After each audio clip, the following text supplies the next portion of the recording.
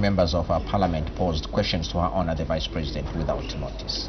There was one ministerial statement, and the Minister of Health made a statement on the outbreak of conjunctivitis in Eastern Province, and briefed the House on the symptoms or risk factors and the preventive measures being taken to contain the disease. Right, and the House was considering question number 324, and it was observed, and that was understanding order 74. A note was taken at 12:01 that 56 members were not present. That meant that there was no quorum in the House, and the second Deputy Speaker ordered that bells be rung, and upon constitution of the quorum, business resumed when the threshold of 56 members was met, and then business resumed.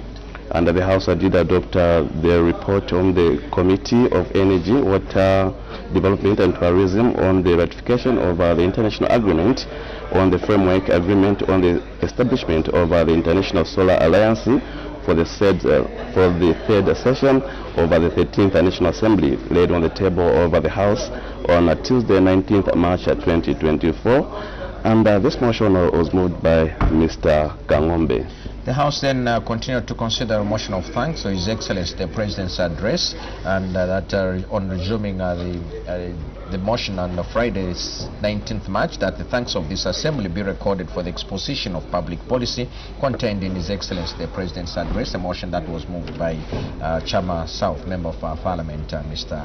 Davison Mungandu, and the time being 12:55, Madam Speaker interrupted the proceedings when Kawamba, Member of Parliament, Mr. Nixon Chirangwa, was making his contributions, and accordingly at 12:57 the House adjourned until this morning at 9 hours. We'll take a short break, and on the other side we'll look at the business for today. Stay tuned.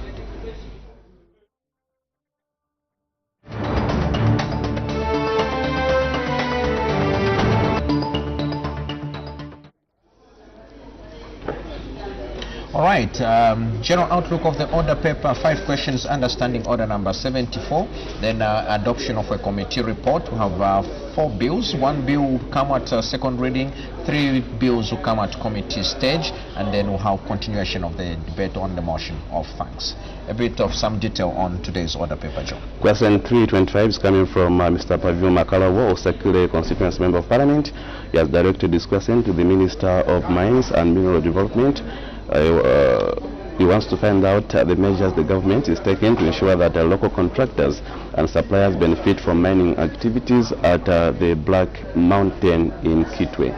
Mr. Chinga Miyutu Kalabo, Central Member of Parliament, has directed his question to the Minister of Agriculture, and he wants to find out what the annual cashew nut production is countrywide, which provinces produce cashew nuts, and what measures are taken to increase the production of cashew nuts countrywide.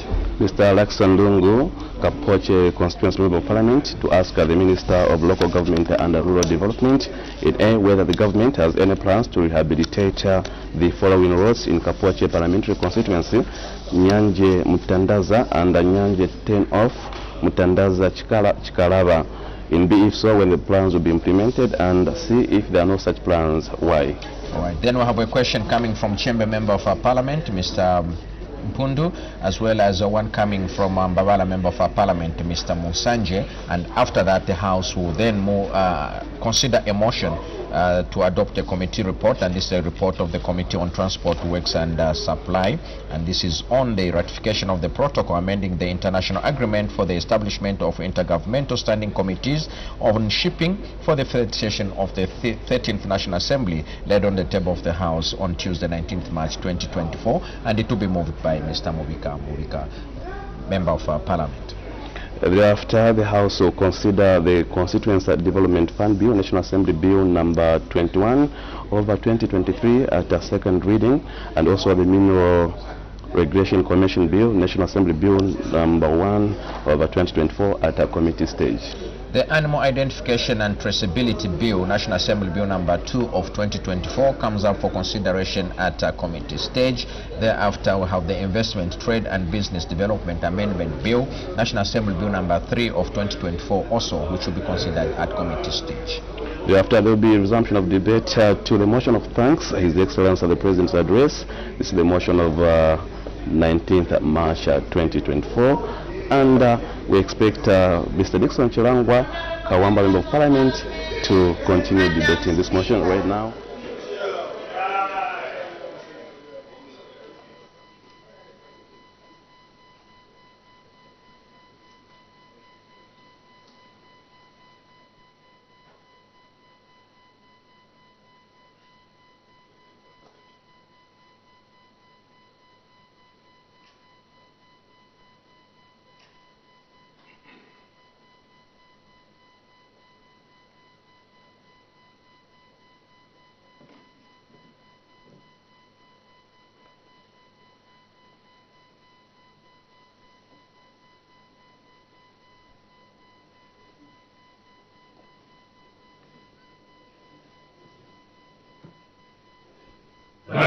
King of Zambia, proud and free, land of great and joy in unity, victors in the struggle for our rights. We want freedom's fight, oh, one, strong and free.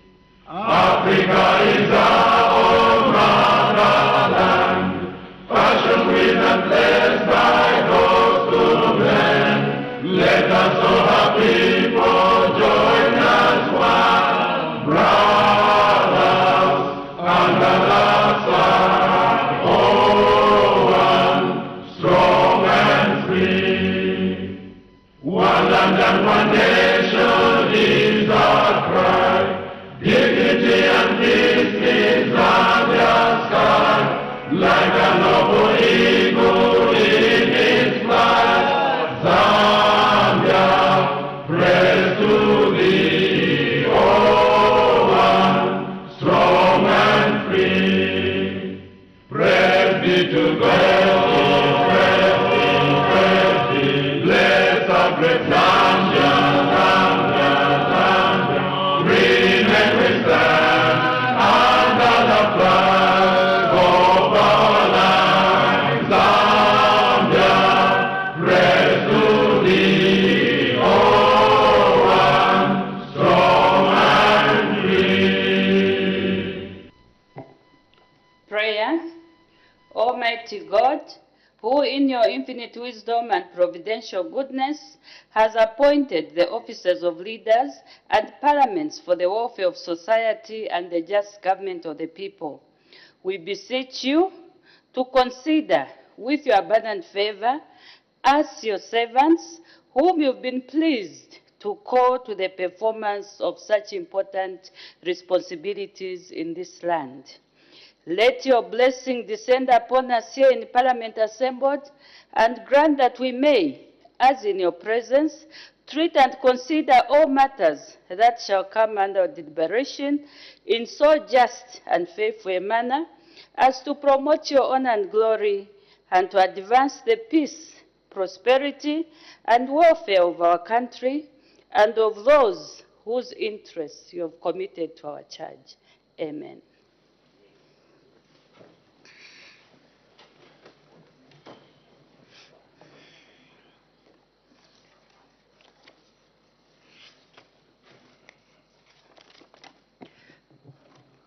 Matters of urgent public importance.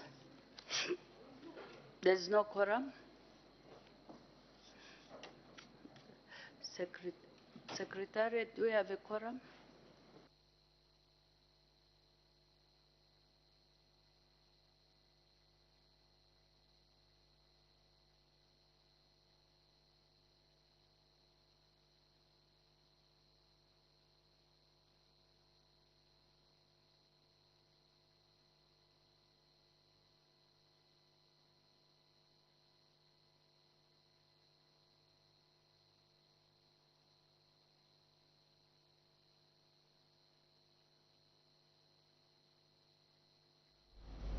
Right, business was expected to resume, but upon resumption, it has been noticed that there's no quorum on the floor of the House, and so business has not resumed. And it's expected that at any given time, there should be a minimum of 56 members of Parliament seated in their seats. And at the count, there are no members, there are less than 56 members in the House, and so business has been... Are the whips in the House? The government chief whip, the deputy PF whip?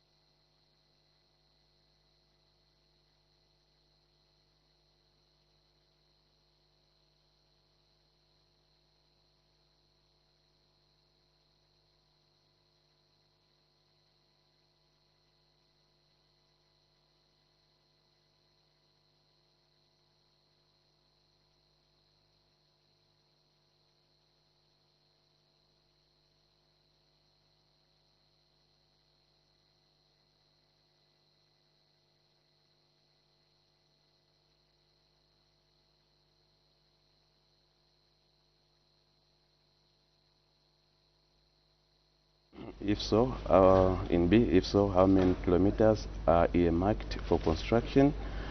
C, when the exercise will commence? In D, how many kilometers will be constructed in 2024? And in E, what are the time frame for the completion of the project is? And F, what are the costs of the project is? So question 329 is coming from Mr. Musanje Bavala, Member of Parliament. I want to find out from the Minister of Infrastructure, Housing and Urban Development. In A, whether the government has any plans to rehabilitate and raise the Muyove Bridge along the Chilala Tambo Macha Hospital Road in Bavala Parliamentary Constituency, and B, if so, when the plans will be implemented.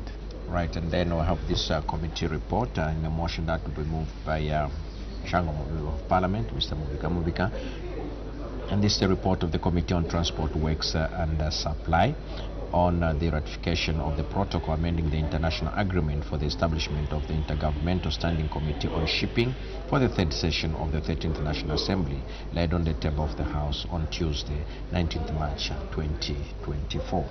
Alongside that business, we also have the bills that we have highlighted that include the Constituency Development Fund, National Assembly Bill number 21, which will be considered 21 of 2023, which will commence consideration at second reading. The Minerals Regulation Commission Bill, National Assembly Bill number 1 of 2024, it will commence consideration at committee stage. Then we have the Animal Identification and Traceability Bill, National Assembly Bill number 2 of 2024, resumption of its consideration at committee stage. Then the Investment, Trade and Business Development Amendment Bill, National Assembly Bill number 3 of 2024, also coming for consideration at committee stage. We also did highlight earlier that the necessary standing orders that prohibits consideration of a bill at not more than one stage per day, that is standing order number 115 of this National Assembly Standing Orders 2021, was suspended in the motion that was moved by the Leader of Government Business, Honor the Vice President, on Friday. And so when once this suspension was agreed to by the House, all these bills will be considered today until they are read the third time. So that is a provision which determines or regulates the consideration of bills on each sitting day. So in the meantime, the bells are still ringing, as the House has not yet formed a quorum. As you can see in the picture on the floor of the House and in front of your screens, members being summoned by the ringing of the bells, and the whips have been asked to make sure that their members come into the House. So as soon as the quorum is formed, business is expected to resume.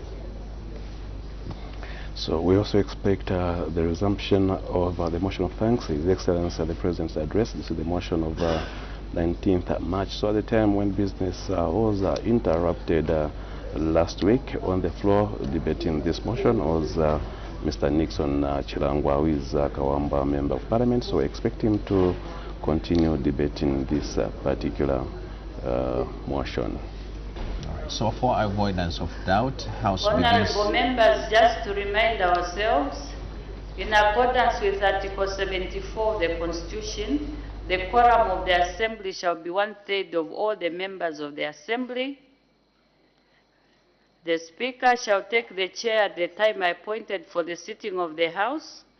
If there is no quorum at the appointed sitting time, immediately after the prayer, the bells shall be rung for 7 minutes. After the bells have rung for 7 minutes and there is still no quorum, the Speaker shall, after 23 minutes, adjourn the House to the next sitting day. So that is the position.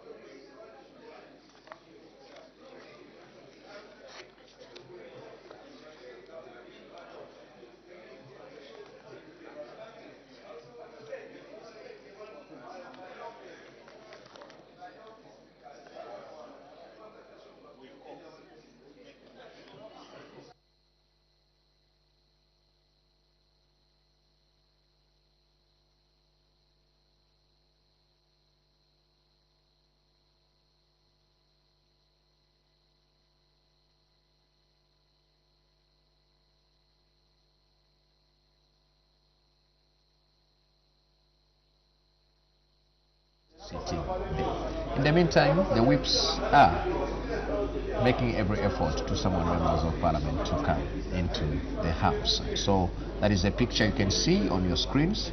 That is a status on the floor of the House, and members have to form a quorum and a minimum of 56 members of parliament. That is the interpretation of 1/3 of members of the National Assembly, and so if that threshold is not met, then the quorum is deemed to have collapsed, and so there's no determination of any business rather on the floor of the House.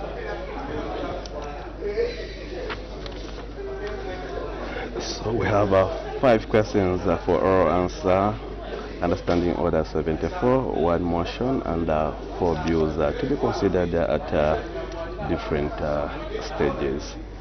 So just remind our viewers that the following members of parliament are expected to ask questions.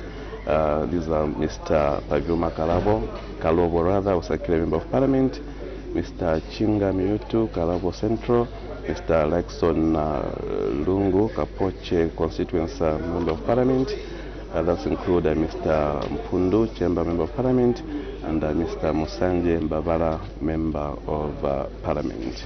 Right, so those of you who are following our proceedings, we sincerely thank you, especially those who are following us on television, as well as those who are following us on our social platforms. That includes Facebook and the YouTube, National Assembly YouTube page, channel, as well as the National Assembly Facebook page. And those are other platforms that includes Parliament Radio and our live streaming on www.parliament.gov.zm.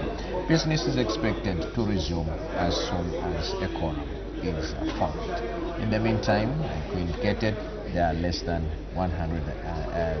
56 members of Parliament on the floor of the House.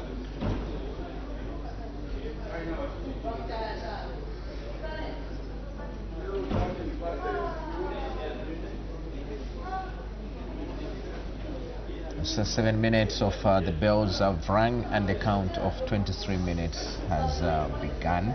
And like announced by the presiding officer, Madam First Deputy Speaker, once the 23 minutes elapses, the House is expected to adjourn until the next following day.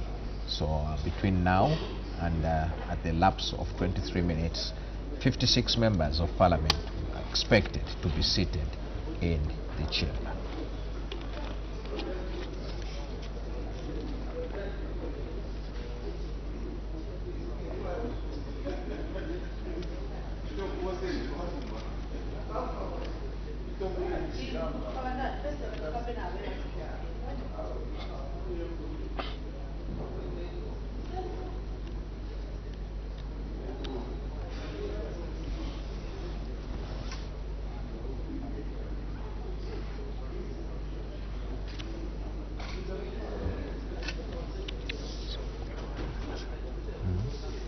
Those of you just joining us now, we'll take time again to just walk ourselves through the order paper in case you're just joining us now.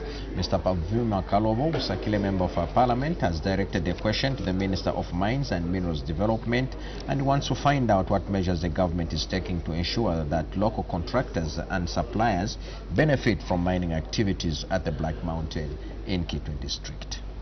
Mr. Chingamiutu Kalavo, Central Member of Parliament, to ask the Minister of Agriculture in A, what the annual cashew nut production is countrywide, in B, which provinces produce cashew nuts, and C, what measures have been taken to increase the production of cashew nuts countrywide.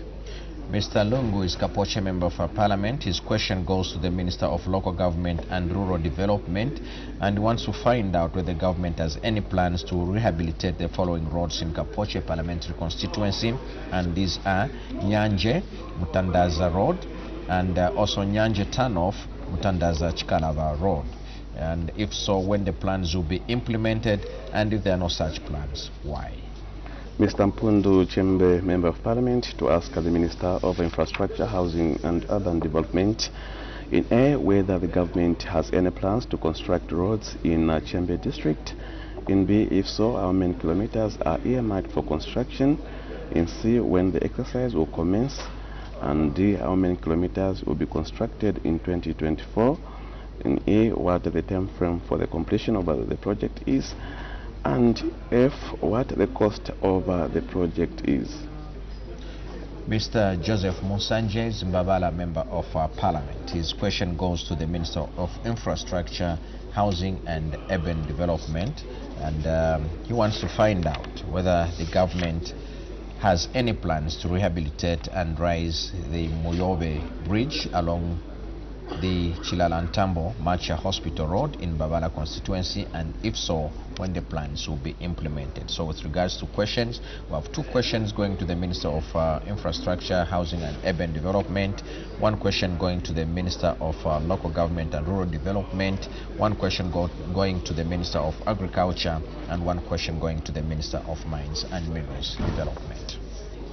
And we have one motion, and this motion will be moved by Mr. Movika, urging the House to adopt the report of the Committee on Transport, Works and Supply on the ratification of the protocol amending the international agreement for the establishment of the Intergovernmental Standing Committee on Shipping for the third session of the 13th National Assembly, laid on the table of the House on Tuesday, 19th March 2024. Thereafter, we have four bills. Where first bill will be considered beginning at second reading stage, and this is a Constituency Development Fund Bill, National Assembly Bill number 21 of 2023.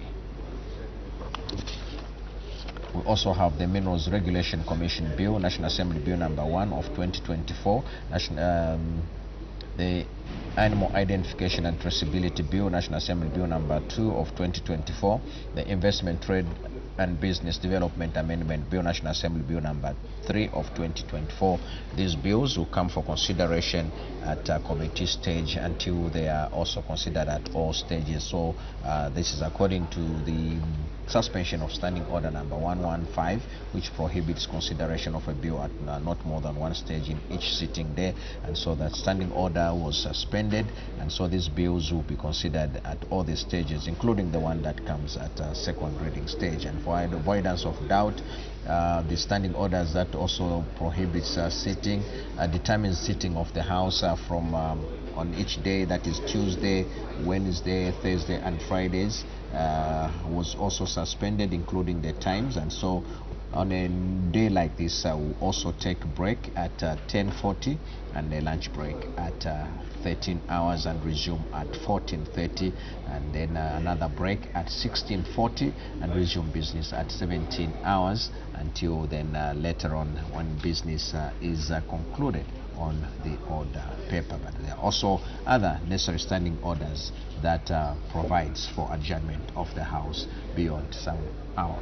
In the meantime, bells were rung for 7 minutes as required when there's no quorum at the start of business, when the chair takes seat, In the meantime, 7 minutes elapsed, and the provision also requires that 23 minutes will have to be enforced so that a quorum may be formed. Upon expiration of 23 minutes, if a quorum is not formed, the House will automatically adjourn to the next sitting day. So we await to see whether 56 members of Parliament will be a minimum to form a quorum, then business will be called to order. In the meantime, we're in the count of the 23 minutes as announced by the presiding officer. Remember, we expect the House to also resume debate on the motion of thanks, His Excellency the President's address. This is the motion of 19th March 2024, and at the time business was interrupted last week. On the floor of the House debating this motion was Mr. Nixon Chilangwa Kawambwa, Member of Parliament. Remember, His Excellency the President of Zambia, Mr. Agande Chilema, did address the National Assembly on 15th March 2024 on the progress made in the application of national values and principles. So members of Parliament adding their voice to this particular motion.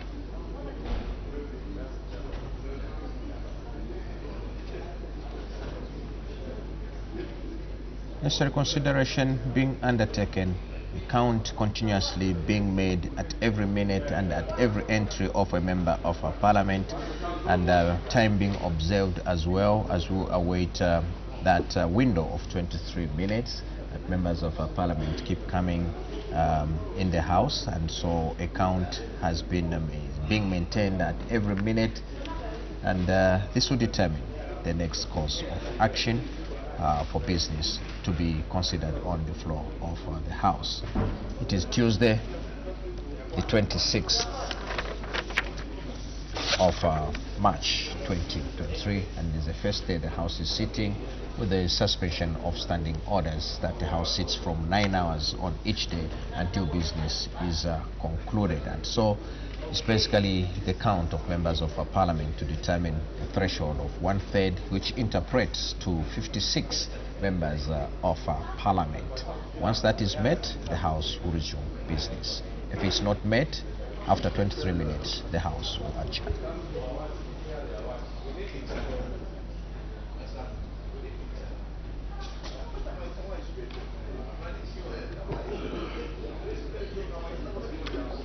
Honorable members, it's very disappointing that the people elected us to come and represent them in this House, but we are reluctantly. It's like we are forcing ourselves to come to this House. I wonder what our people are thinking about us. Can we take parliamentary work very serious? That's why we're elected, and we are supposed to be here on time. Parliament is time-bound. Therefore, be here. Let us come and represent our people who voted for us to be in this House.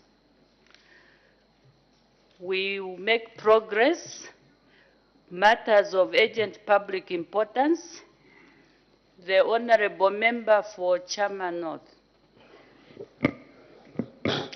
Thank you, Madam Speaker. My matter of urgent public importance is directed to the Minister of Tourism, but I can't see the Minister. Maybe I can direct this one to the acting leader of government business. Madam Speaker, the issue of man-animal conflict has been debated on this floor of the House several times. And the Minister has been making a lot of assurances to our people. But, Madam Speaker, the situation on the ground is totally different. As I'm speaking, Madam Speaker, 5 wards in Chairman North constituents, that's Kaozi, Mwalala, Mpalarusenga, Kalingu, Mantepa, have been invaded by elephants. And the other wards also at great risk, such as Chisunga. Madam Speaker, we are lucky that in Chama we did not experience severe drought. We expect a bumper harvest in terms of rice production and also some maize. Madam Speaker, the President has declared the drought as a disaster. Now, if these animals are eating our crops, because we are supposed to make sure that all the crops which are valuable, we preserve those crops, but animals, these elephants eating these animals, our people are not sleeping in their homes. I think we need reinforcement. I know that our wildlife officers in Chama, we have inadequate manpower. I think we need reinforcement. Otherwise, Madam Speaker, apart from crops being eaten by elephants, the lives of our people also are at great risk. I seek your serious indulgence. Thank you. Thank you so much. I think that challenge has been brought to the House on several occasions, and the Honorable Minister has always responded.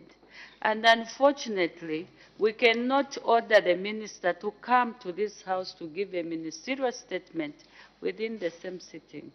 He already gave a ministerial statement. I don't know whether the Honorable Member can come up with a question, an urgent question. But my advice to you, Honorable Member, is it possible you can visit the Minister for Tourism?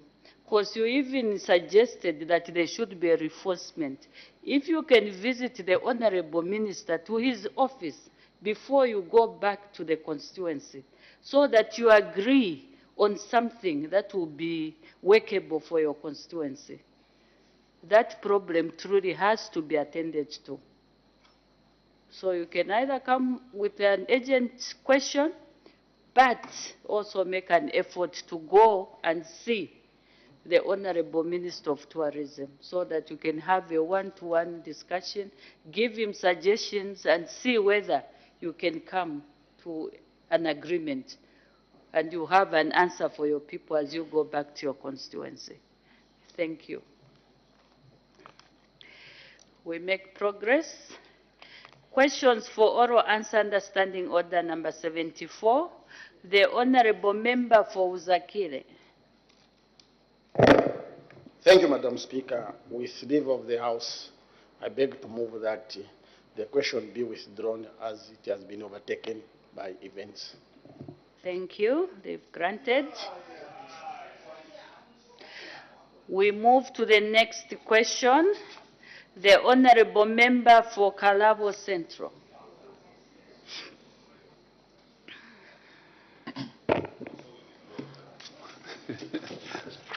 Thank you, Madam Speaker. Question number 326. The Honorable Minister of Agriculture. Thank you, Madam Speaker. Madam Speaker, the Honorable Member for Kalabo asked government what the annual cashew nuts production is and where cashew nuts are produced, and lastly, what measure the government is taking to enhance the production of cashew nuts. Our answers are as follows, Madam Speaker.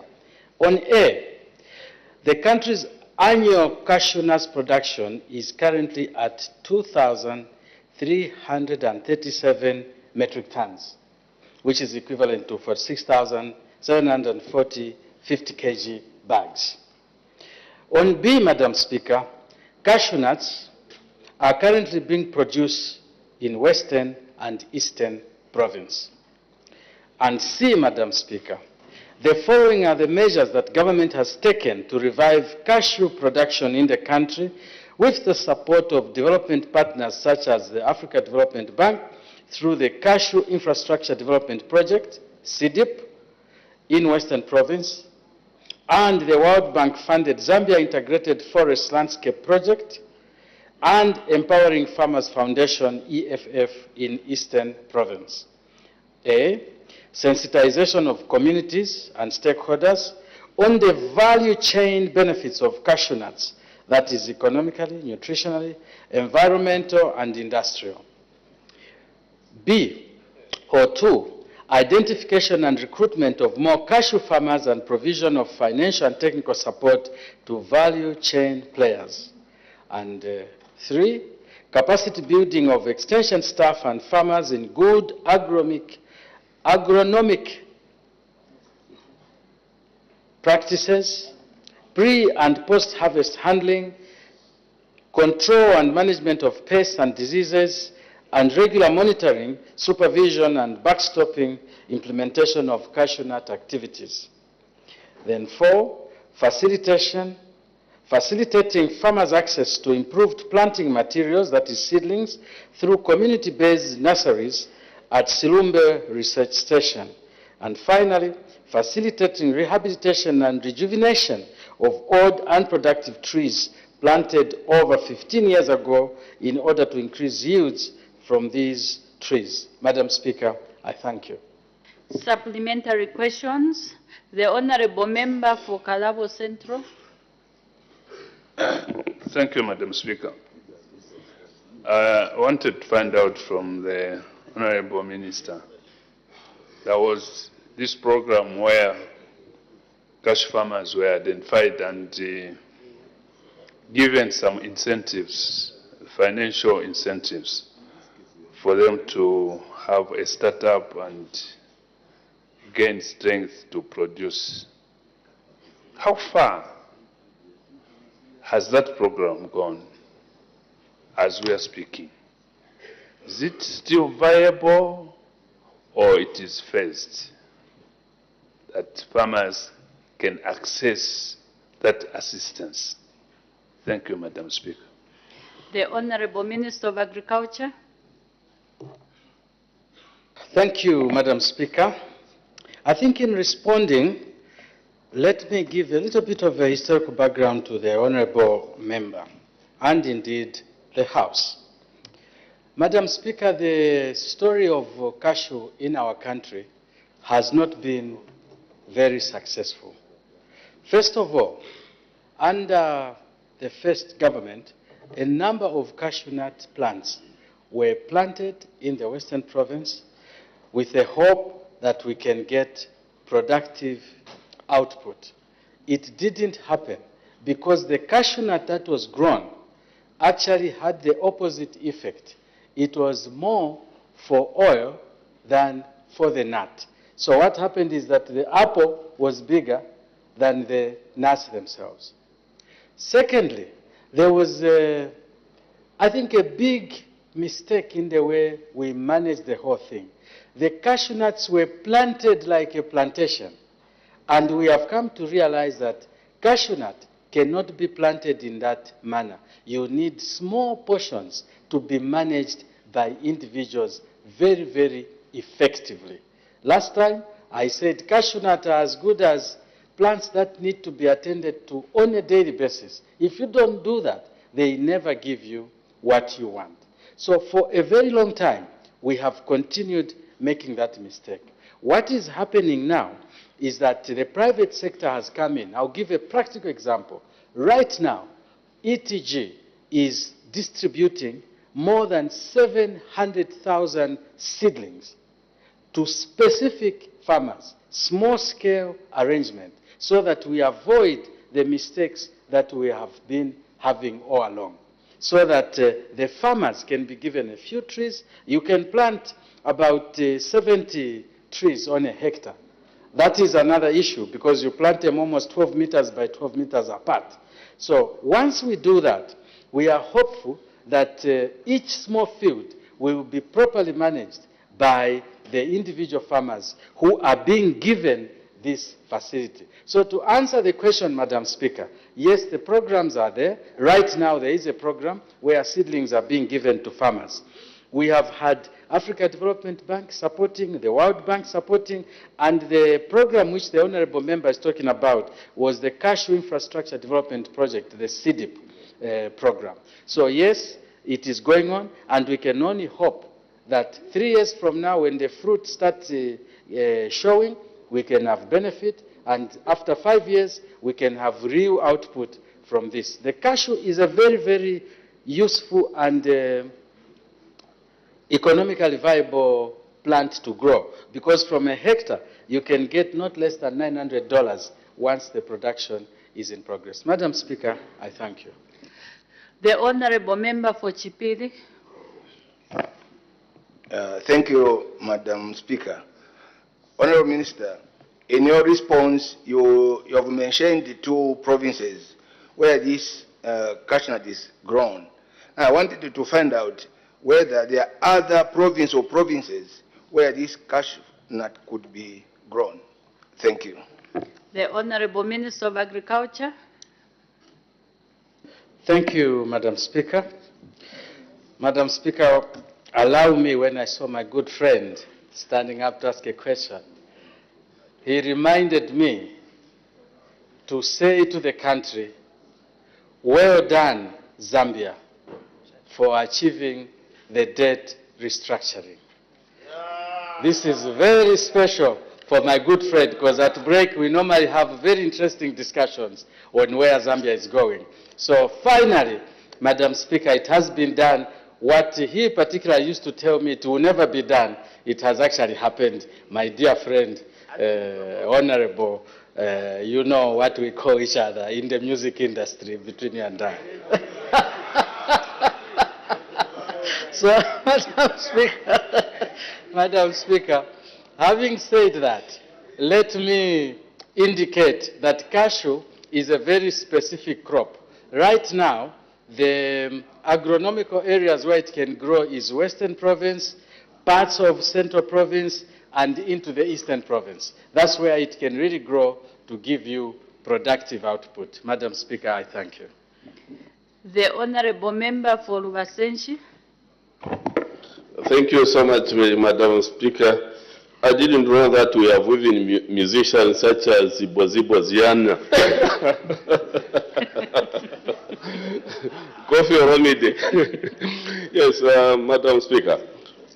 I followed the minister when he was providing answers. Now, I would like to find out from him on the part of sensitization, taking note that cashew nuts are very important and it has nutritional values in terms of proteins and other things. Now, I would like to find out what measures are you putting in place to ensure that the farmers, the Zambian people, apart from southern and the western provinces, information about how they can grow these cashew nuts and subsequently contribute to national food security. I submit. The Honorable Minister of Agriculture. Thank you, Madam Speaker. In answering the question to the Honorable, I did indicate that unfortunately, cashew nut is very region specific. And so far, there is a corridor where it has been identified that it can grow.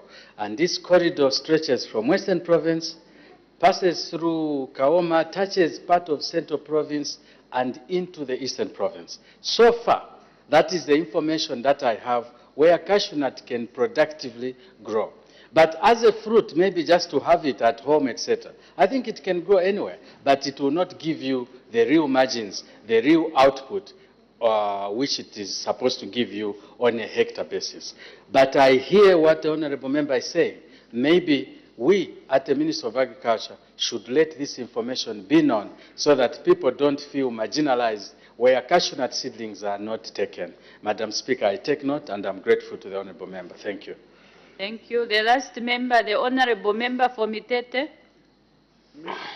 Thank you. I'm grateful to you, Madam Speaker.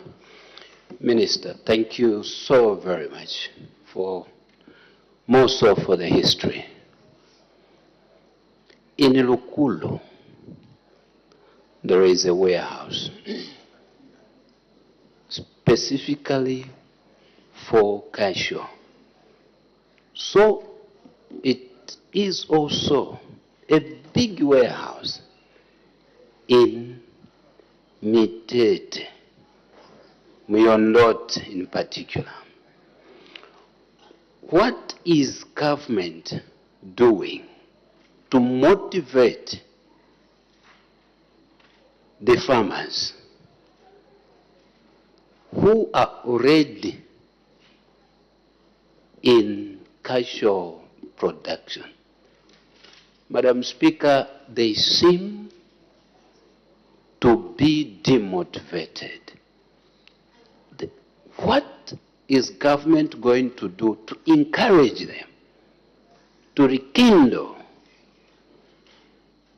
the spirit of producing casual? Thank you, Madam Speaker. The Honorable Minister of Agriculture. Thank you, Madam Speaker. What government is doing with the private sector, Madam Speaker, is to rejuvenate the life of the old trees which were planted and were left out on their own. Once you cut off the branches, they regenerate and they start giving you productive output. That program is ongoing. But more than that, as I indicated, ETG is currently offering 700,000 seedlings to farmers. I would be encouraging the honorable member that we have a chat at break so that I link him up with ETG so that we find out if they are in Lukulu and Miondere so that maybe the citizens there can benefit. I thank you. Next question, the Honorable Member for Kapoche. Thank you, Madam Speaker. Question number 327. The Honorable Minister of Local Government and Rural Development.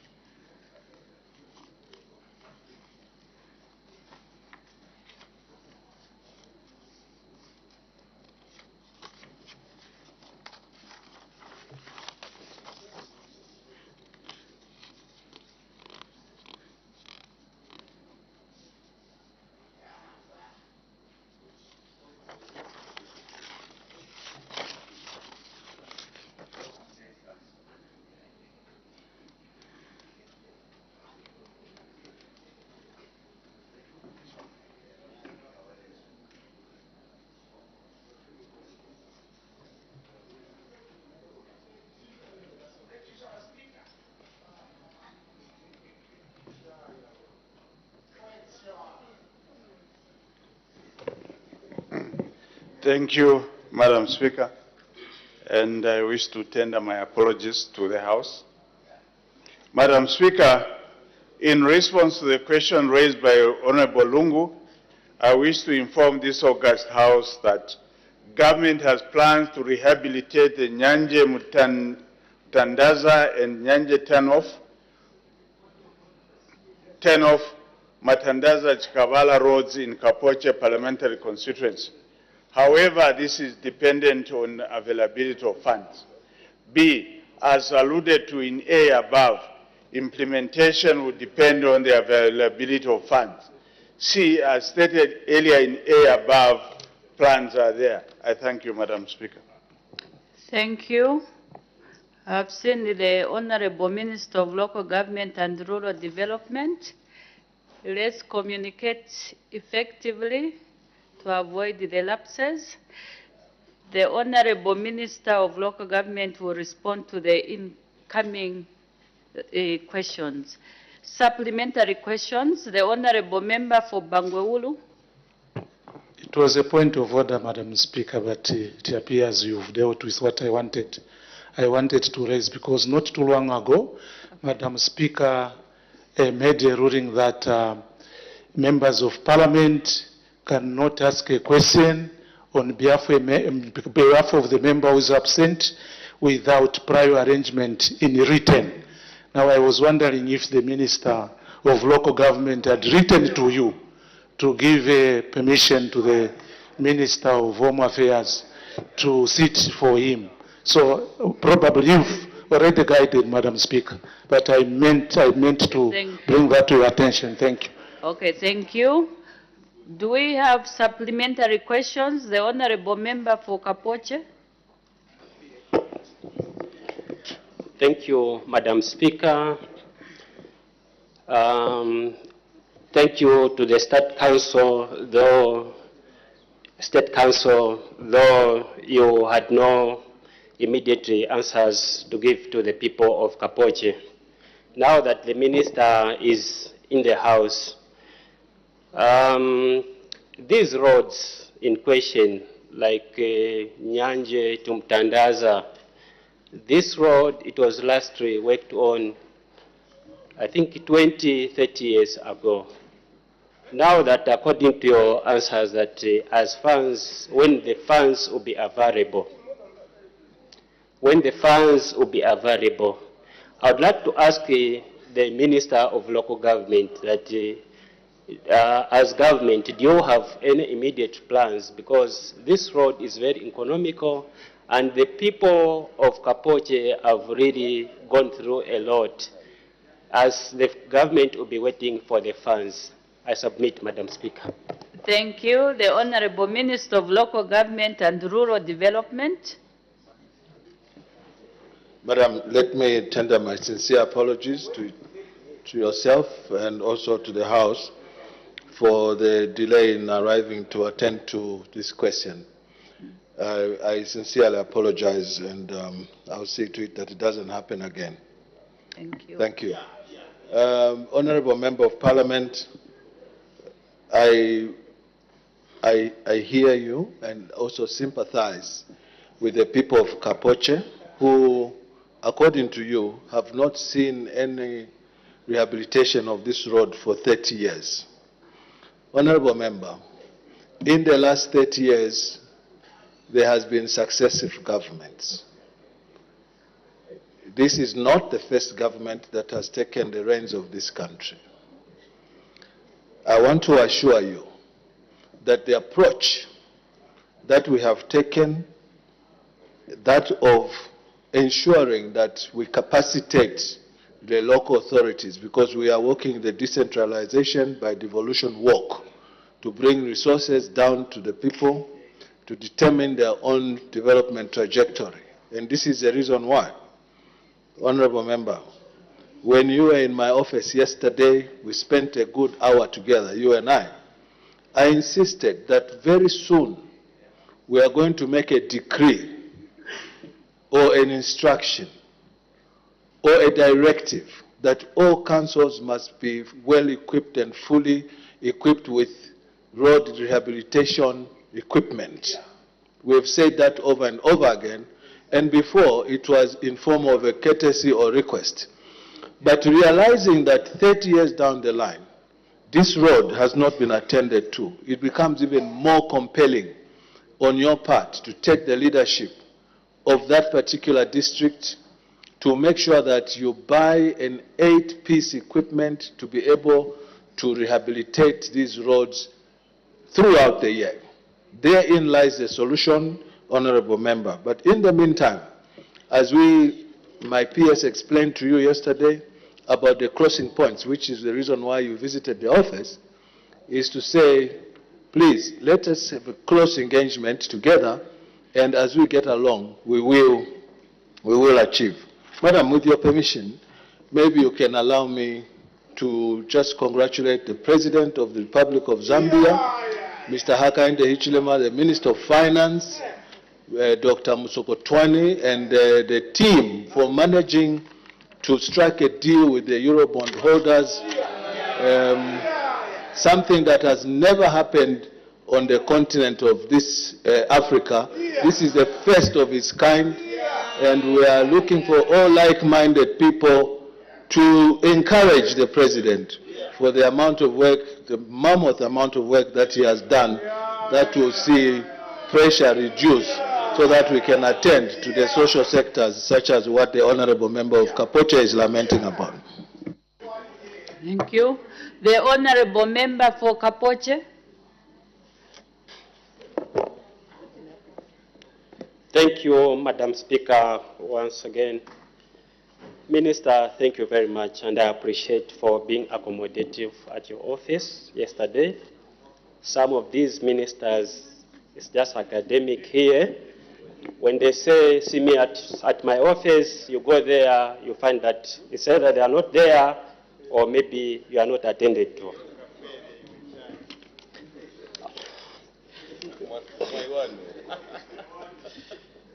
Minister, according to your directive, like Kapoche, we did purchase a grader for 2022 CDF. But this grader in question, it was only delivered in 2023, which was last year. The same grader up to now is not even registered, meaning that the people of Kapoche are still lagging behind. You may wish to know, Minister, that for one to do a road, it takes a number of things, e.g. a roller, grader, excavator, water bowser, and a tipper truck. Now that Kapoche and Sinda, we have only managed to purchase 2 units, a grader and a TOB. When do you think these other equipments can be purchased, since the funds that we normally received are not adequate? I thank you, Madam Speaker. The Honorable Minister of Local Government and Rural Development. Thank you very much, Madam Speaker, and thank you, Honorable colleague. Madam, fortunately, I am also a member of Parliament, just like my colleague, but representing a constituency called Mazabuka Central Constituency. Member of Parliament, I want to inform you that in Mazabuka we bought in 2 shots, CDF 2021, CDF 2022, all the 8 pieces of equipment that are required to do that. In Chembe, behind you, look, if you look behind, that man in a red tie, he bought the same. It is possible. It is really a question of how you well you want to prioritize the issue that many members are lamenting about. And truly speaking, I mean, if we were even fortunate this time around because of the drought, if it was normal rainfall or slightly above normal rainfall, a lot of places would have been cut off, like in Lundazi, where my sister sometimes laments about. This is the reason why you must apply Maslow's hierarchy of needs. Maslow's hierarchy of needs. Buy the equipment before we make it a decree. It will help you. It will help you after you have gone. It will help the future generations, because those equipment, if you buy them prudently, have a 30-year lifespan. So the 30 years that you are lamenting about will be compensated by just that decision to buy the earth-moving equipment. Please do so. My encouragement is for you to do so. Now that you only have 2 between you and Sinda in one district, take a leaf from Mufulira, Kankoyo, and what's the other constituency? Kantanshi. These colleagues, to me, are a role model because they got together and got everything that they needed, including tractors to help mechanized farming. That's what they did. And they are a shining example of how we think CDF can be transformational to change the living standards of our people. Please do the same. Cut and paste. Thank you. The Honorable Member for Mandevu. Madam Speaker, I thank you for the opportunity to ask a follow-up question to the Minister of Local Government. Minister, clearly you are abdicating the roles of your ministry to CDF. And CDF is money that is given to a constituency to deal with all sectors in that particular constituency. The issues of road are quite important to all of us representing our constituency. And when a question comes and you want to lump everything to CDF, I think that is being unfair. Your ministry is charged with the responsibility of doing roads in urban and rural areas. And when you answer a member to say you do it as and when money is available, I think it's unfair, Madam Speaker, because we ask these questions on behalf of our people. Honorable Member for Mandevu. Yes. You've stated your issue, but Yes. we are interested in the supplementary question. What is the supplementary question to the minister so that he can respond to your issue that you are talking about? We want government, through the Ministry of Local Government, to also be doing roads as per their mandate. The resources given to us through CDF are not adequate. When is the Ministry of Local Government going to find funds to do the roads as asked by the member of Kapoche? I thank you.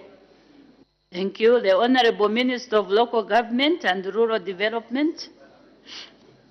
I wish, Madam, I could answer my nephew with the same vigor that he uses to ask me that question. Honorable Member of Parliament for Mandevu, my nephew, I want you to understand that, yes, I agree that the issue of the rural road network is under the mandate of the ministry that I'm privileged to run. There's no contest to that. It is also important for you to be reminded, and I always am at pains, Madam Speaker, to remind the members, especially members from Patriotic Front Party, who have constantly, and it seems they're the only ones who may not understand what it is we inherited, and yet we inherited from themselves. We inherited, Madam, a huge debt burden in the road sector. Let me just go through it all again, and I hope it will be once and for all.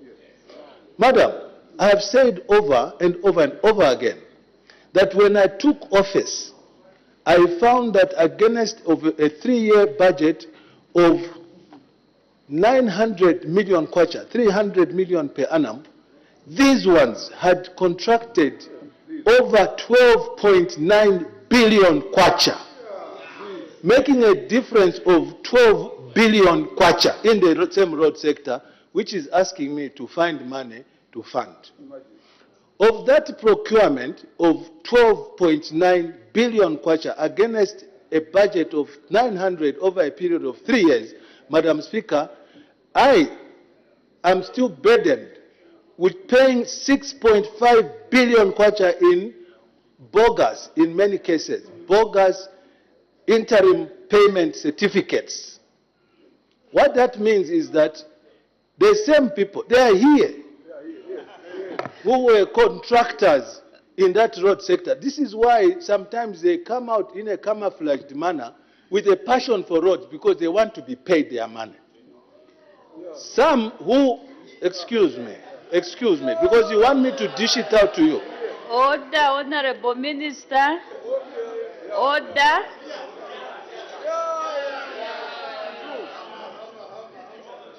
Order, Honorable members. The Honorable Minister will refrain from involving other colleagues in the debate. Let's try to be general as we are debating, not saying they are here. I withdraw, Madam. There was an indication for a point of order. The Honorable Member for Chitambo, what is your point of order? Thank you very much, Madam Speaker. Madam Speaker, on several times you've reminded the House that people who are found in this chamber are all called Honorable Members of Parliament. Madam Speaker, in the Minister's debate, or in his answer, I heard him referring the Honorable Member of Parliament for Mandevu as his nephew. My problem with that is he answering? The answer is providing now. Is he answering it to his nephew, or is he answering to a Member of Parliament elected by the people of Mandevu? And the answer, is it for him as his nephew, or for the people of Zambia and the people of Mandevu? Madam Speaker, the content of our debate on the floor of the House must be one that can be verified and one that should be for all Zambians. That is Standing Order 65. Is the Minister in order, Madam Speaker, to come here and bring his relations in this house, when giving answers, when he knows that that member of parliament, he is representing the people of Zambia and not his uncle in this house. I seek your ruling, Madam Speaker. Thank you. Of course, we are supposed to address the honorable members by their constituencies, unless if they are in committee of the whole house. That's when we address you by names. But what is important was that from what I heard from the Honorable Minister, of course we are not supposed to mention nephew, whatever. The people out there won't know or they don't need to know, was the fact that the Honorable Member for Local Government also mentioned to say the Honorable Member for Mandevu, apart from mentioning that he was the nephew. So for me, really, the mentioning of the constituency was very important. But the Honorable Minister, I think from time to time, is not the only one. I've heard a lot of my cousin, my friend. Let's try to refrain and address each other by the constituencies where we are coming from. The Honorable Minister mentioned the Honorable Member for Mandevu, who is my nephew. I was happy to hear that he mentioned the constituency. So with that guide, I think we can move. The Honorable Minister of Local Government was on the floor responding to the question. The Honorable Minister, you may continue. Yeah, I take your guidance, not to mention those whose list I have in my office as contractors who got, in certain cases, Madam Speaker, NCC certificate grade 1 up to 6 when they have no expertise whatsoever in the discipline of engineering roads. They are somewhere around here, and I won't mention their names. Now, the fact that I have said that we from this side are convinced that this road sector was nothing but a fraud, we decided to terminate all the contracts, all of them. It was a painful decision to make. But in order to sanitize this particular area, which was soiled, it was the ministry that those who were in power before, some of us, used as a conduit to siphon money. And I'll say this with no fear of any contradiction. This is why I said, and I've been quoted on the floor of this house, that those who feel aggrieved that we terminated these contracts must take me to court, and I'll meet them there. I said that myself with this same mouth. Now, it should not be misconstrued as a sign of weakness, because they know themselves. They do know themselves. The mandate is within the ministry. And madam, they have been to my office. They have been to my office to speak to me about these contracts or contracts of their relatives. They have done that. And so we mustn't play ping pong here to try and test each other's strength. We are trying to sanitize this particular area, which we found in a not so good a position. We owe a lot of money to a few genuine contractors. And on our book, we have also contractors who I can say, they are not contractors. They got money, they didn't do the work done. In certain cases, they got contracts, Madam Speaker, of a road, for example, which is 30 kilometers long. When in the case of Kapirimposhi, I went to do the audit myself, accompanied by trained engineers. And we found that the road is only 22 kilometers. So who was paying for the 8 kilometers? This is the situation we found. And it's annoying. It is less pleasing. Sorry, I withdraw the word annoying. It is less pleasing for the same people who caused this problem, for the Zambian people, to stand up and now stand on the top of the anthill and start saying that this mandate is in the ministry. We are trying to clean up. Once we pay the debt, madam, everything will be normal. Honorable Member of Parliament for Mandevu Mandevu, and also my nephew. It is okay to shake your head because it is voluntary to do so. But remember that even beyond being a member of parliament of Mandevu, I still remain your father. And the area you agree that there's a problem we found, which we are fixing, the better it will be for all of us.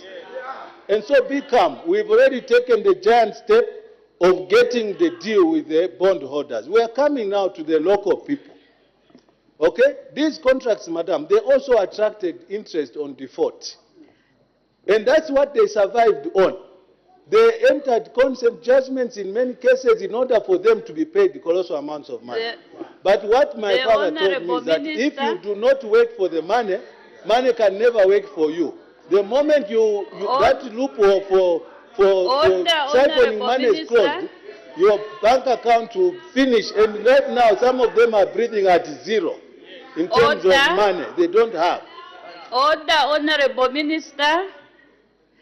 Let's try to the question, stick to the questions that are being raised on the floor, because if now we start hearing so much information about something, we seem to be moving away from the question that has been raised on the floor of the House. So can we please stick to the question that is on the floor of the House and answer accordingly? The Honorable Member for Lundazi. Thank you, Madam Speaker, for giving the good people of Lundazi a chance to ask a follow-up question to the Honorable Minister of Local Government. Honorable Minister, we have been to your office and the queue is becoming longer for those who require crossing points. I'm sure some of us have been to your office and we can testify of your welcome. What we need is the crossing points. We appreciate how you receive us, how you are so good to us and you send us to your PS. I think the idea is really for us to have the crossing points done. What plan do you have for the people of Kapoche, just as you have a plan for the people of Lundazi, to start dismantling us now who have made a long queue now for crossing points? I submit, Madam Speaker. Thank you. Please, let's stick to the question for Kapoche. This is a constituency-based. Before the minister comes in, there was an indication for a point of order. The Honorable Member for Nkana. There is supposed to be one person standing on the floor at a time. I'd seen you standing when the Honorable Member for Lundazi was also standing. It's not allowed to have two members standing at the same time. What is your point of order, the Honorable Member for Nkana? Madam Speaker, this House is governed by rules, the standing orders. The Honorable Minister of Local Government willfully and deliberately decides to defy standing orders. When you are telling him you're speaking, he continues to speak. It has made me wonder, Madam Speaker, these standing orders we've had, are they the same we are using that he is very aware of, or is it new standing orders that have been imposed on us that gives him the right to stand and speak when you are also speaking? I seek your indulgence, Madam Speaker. That is standing order number what, Honorable Member?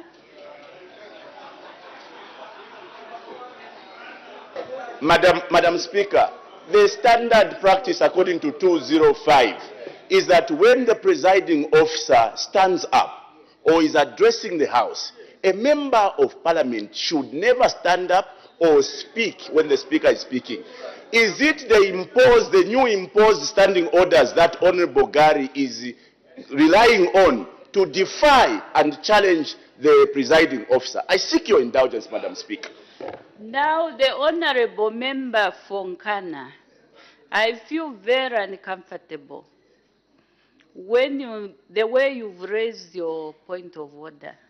Which standing orders have been imposed on you? You are not supposed to answer? You are not supposed to answer. Let us be very careful with our words, because people are listening out there, and they might think I don't know who has imposed the standing orders.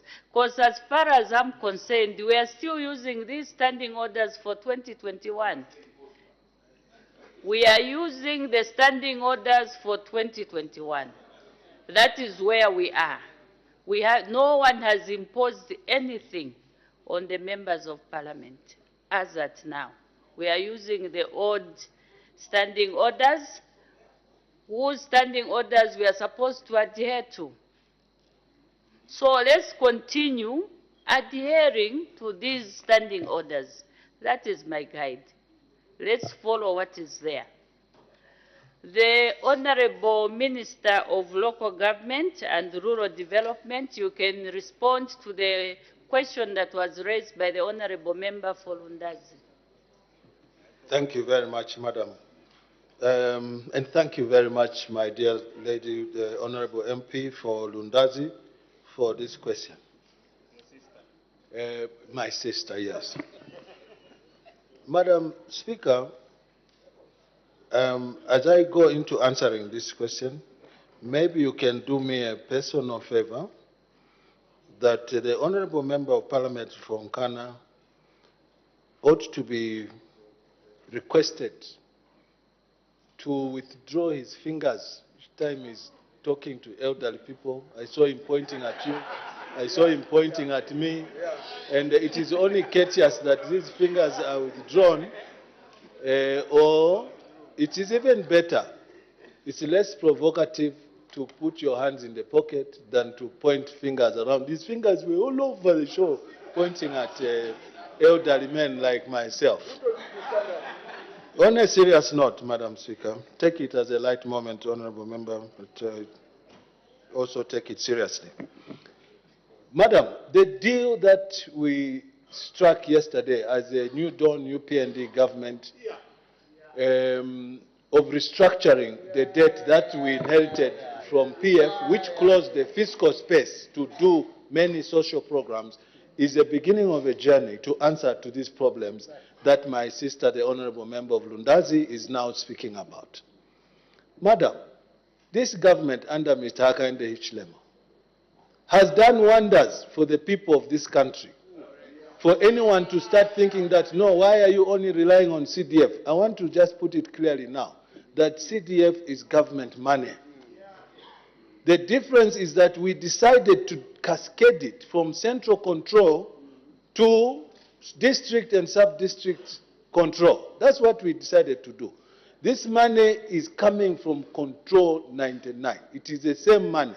And this is why I'm saying that the President has done miraculous things, that in the midst of a tight fiscus, no space to do anything, he was still able to do things such as increasing the CDF by size and by extent, to the point where crossing points need to be attended to. And once we get this relief, that's what we got outside in this particular deal that has taken 2 years to tie down.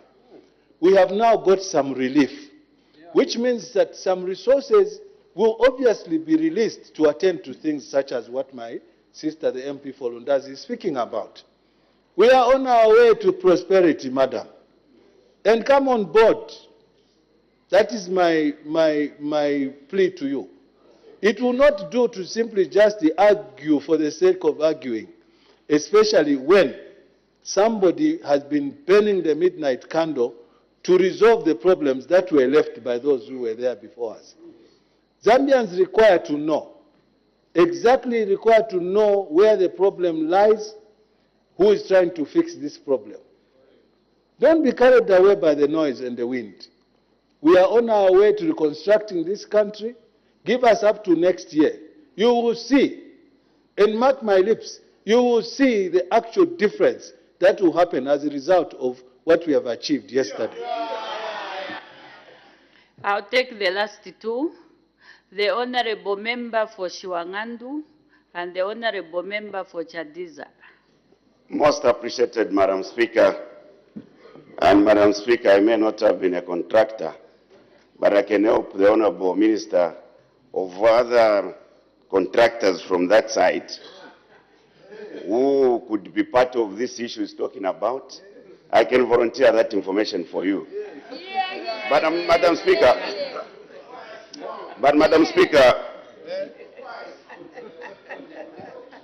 we have heard this,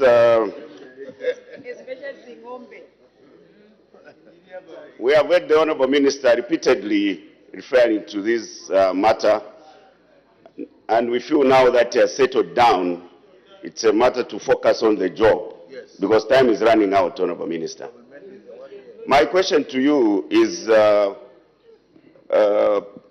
premised on the response you gave to the Honorable MP who posed this question to you regarding the aspect of procuring earth-moving equipment.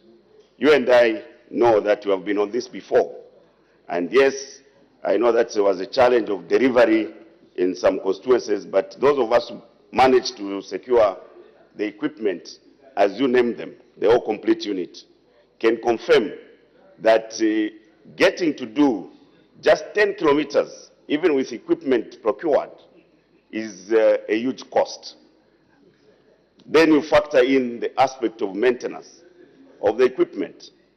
Are you going to deliberately set aside funds for the local authorities to use for these equipment? Because you can buy them and pack them if there are no resources to get them to grade the roads. Are you going to set aside some fund? Because CDF alone might not even cater for 20 kilometers of a stretch if you all of it put together. Are you going to set aside some funds to specifically go to the routine maintenance of roads for those local authorities who have procured the equipment, just as we did before, and it proved to be a challenge? I thank you, Madam Speaker. The Honorable Minister of Local Government and Rural Development. That's a very important question, Madam Speaker, coming from the Honorable Member of Parliament for Shuangandu. Thank you very much. I want to repeat what I've said before. And by confirming that he himself is not a contractor, it's true. He's not. He's one of those few who is exempted from this.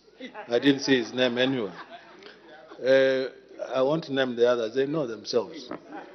He asked me a question about how this earth-moving equipment will be maintained and whether we are going to put a pool of funds for this purpose. I want to confirm to you, Honorable Member of Parliament, that Shuangandu, the constituency that you represent, after our run, it will change for good. It will be better than you found it. There's no doubt in my mind, because the President has said it at the highest level.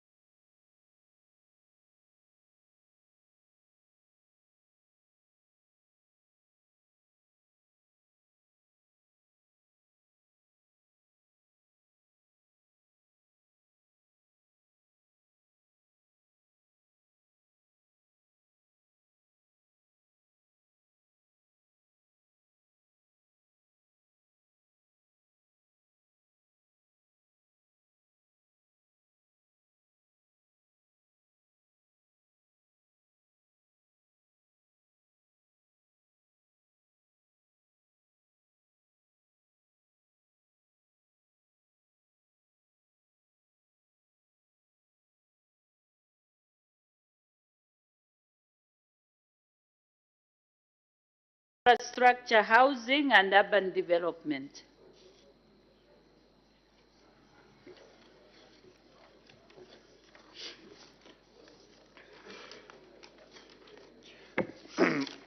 Madam Speaker, the Honourable Member of Parliament for Chembe asked the Minister of Infrastructure and Urban Development the following questions.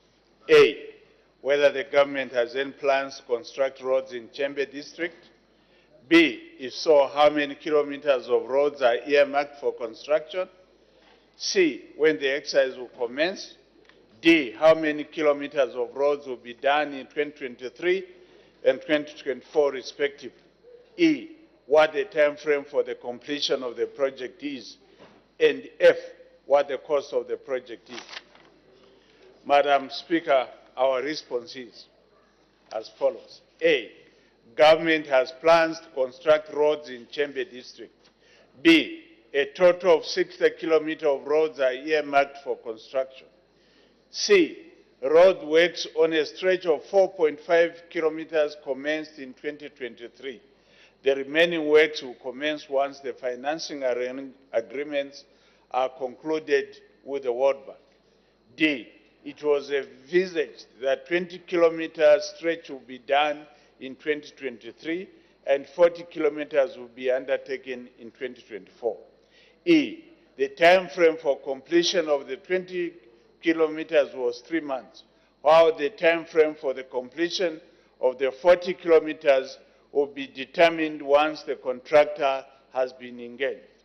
And F, the cost of the 20-kilometer works is estimated at 2,220,524 kwacha tungwe, while the cost of the 40 kilometers will be determined once the contractor has been engaged. Madam Speaker, I thank you. Thank you. Supplementary questions? The Honourable Member for Chembe. Thank you, Madam Speaker. Honourable Minister, as you are aware, Chembe has a constituency. It lies along the banks of the Luapula River. Hence, most of the roads, they have got a lot of tributaries which join into the same Luapula River. And the roads in question, they are cut off currently, especially the one that runs from Chembe Central to Chipete Kalasakando. What immediate measure, as we await for the funding that you are going to help the people of Chembe? Thank you. The Acting Minister of Infrastructure, Housing and Urban Development. Thank you, Madam Speaker. Madam Speaker, as I respond to my colleague, I just want to mention that as we are aware, Chembe is a new district and a lot of infrastructure need to be put in place for the good people of Chembe. We as a government, Madam Speaker, are ensuring that road works in Chembe are done. And we are making arrangements to ensure that money arising from the funding of the World Bank is provided for the roads in Chembe district. However, as the Honourable Minister of Local Government had indicated, for the minor works, would request our colleague, the able Member of Parliament for Chembe, to do the initial works as we wait for funding, which we are sure will be provided to do the major road works in Chembe. Thank you.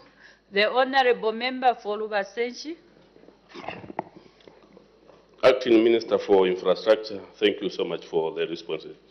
Now, I would like to find out from your ministry if you have intentions to avail the roads for 2024 that you are expecting to do, so that as we are going back to our constituencies, such as Chembe, we can be able to tell confidently our people that in Chembe, these are the roads that are going to be done. As you may be aware that in Luansesh constituency, we have the same situation. We have a road called Mupepa, Shimumbi, Kaseyan, Njoko Road, going to Ndoki. We have also Luwingu Chava Road, which needs to be upgraded to bituminous standard. I would like to find out from you, do you have plans before we go on the break so that we can able to update our people in our constituencies? I submit. Thank you. The Acting Minister of Infrastructure, Housing and Urban Development. Thank you, Madam Speaker.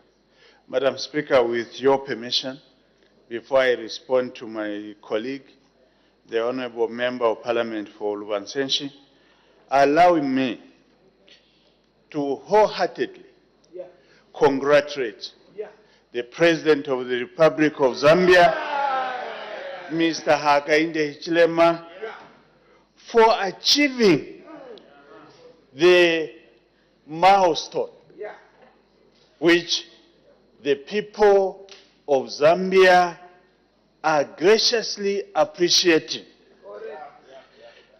viz. the achievement of the debt restructuring. We are aware, Madam Speaker, that there were too many doomsayers who were wanting this country to fail to achieve the debt restructuring. Fortunately, arising from the able leadership of our President, we have achieved the almost impossible. As a result of that particular achievement, Madam Speaker, there's a lot of goodwill, a lot of cooperating partners who come on board to ensure that the good intentions of this government are actualized. And one of them is to ensure that we provide for the people of Zambia. Kalova, kamaina vanatenga, takonza,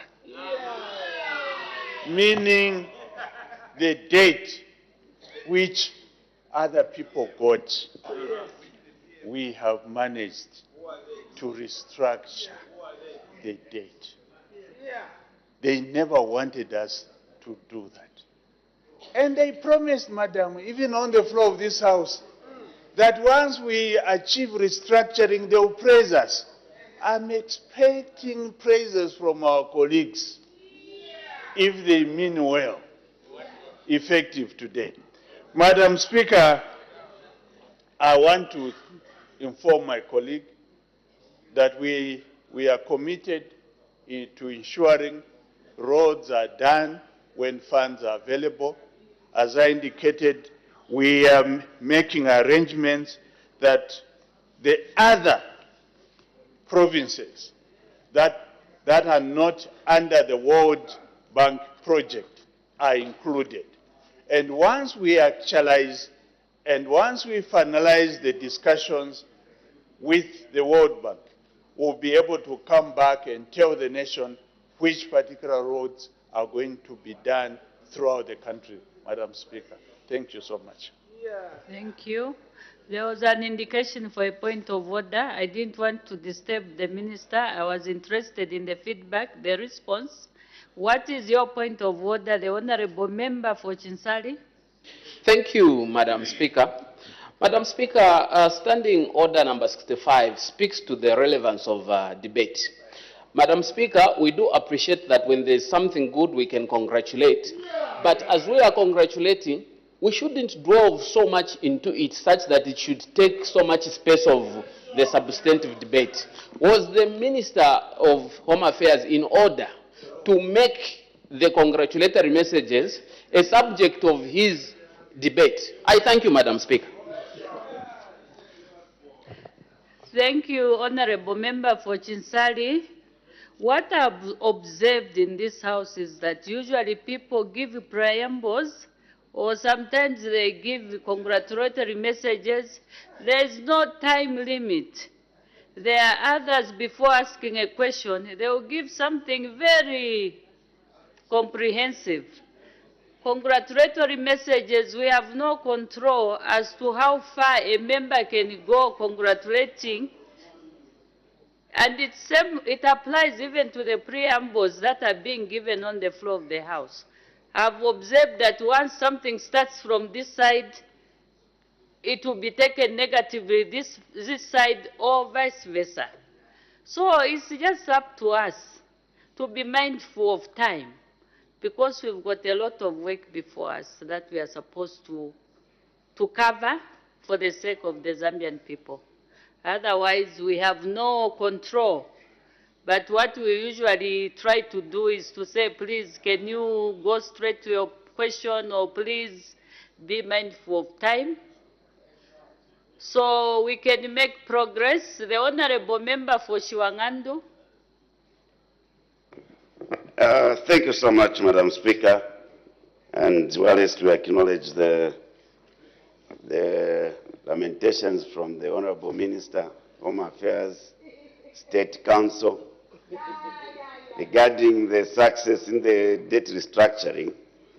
It's just an advice that government must package information properly, because not too long ago we saw people dancing, headmasters rounded up at the airport, dancing, and now they are in frustration over the similar matters. So my advice for government is that package information properly, so that you disseminate information to the people of Zambia properly to manage their expectations and anxieties. Madam Speaker, the substantive Honorable Minister responsible for infrastructure has made a lot of assurances on the floor of this August House. And one of them was prior to the first budget, that we were told that the moment the first budget for UPND in government was going to be in place, all the complaints of honorable members about the road network were going to be a thing of the past. 3 years down the line, we are on the same story. I heard you talk about the World Bank facility being the source of funding for the road that the honorable member for Chembe was asking. May you be categorical on what stage that transaction is for the purpose of our people in Chembe? Thank you, Madam Speaker. The Acting Minister of Infrastructure, Housing and Urban Development. Thank you, Madam Speaker. Madam Speaker, as I proceed to answer my colleague, the Honourable Member of Parliament for Shiwangandu, allow me to respond to what he just said pertaining to debt restructure. Yeah. It's true, Madam, that we celebrated when we achieved the first bilateral arrangements with the other official creditors. We celebrated. And now we are continuing celebrating because we have finally consummated the debt restructuring. And there is no going back. And it's not only us who have complimented us, even the donors, they have stated that what Zambia has achieved is a milestone. It has never been achieved by any country in this world. Honorable Minister. Order. As the time is 10:40 hours, I suspend business for 20 minutes.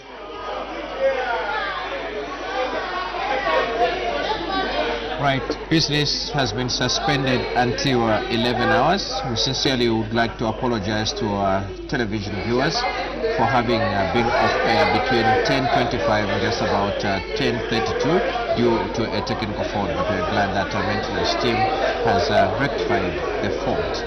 And in the meantime, business has been suspended at the point that the acting Minister of Infrastructure and Housing, Urban Development was responding to a supplementary question that was posed by Shwangando, member of Parliament. May Joe, you make reference to the question that was earlier raised, to which the supplementary question arose. So the question is question number 328, coming from Mr. Simpundu, Chembe Constituency Member of Parliament. He did direct his question to the Minister of Infrastructure, Housing and Urban Development. He wanted to find out whether the government has any plans to construct roads in Chembe district. In B, if so, how many kilometers are earmarked for construction? In C, when the exercise will commence, and D, how many kilometers will be constructed in 2024, and what the time frame for the completion of the project is, and what the cost of the project is. So that is a question on the floor of the House under consideration. In the meantime, we'll take a break. We'll be back just about 11 hours.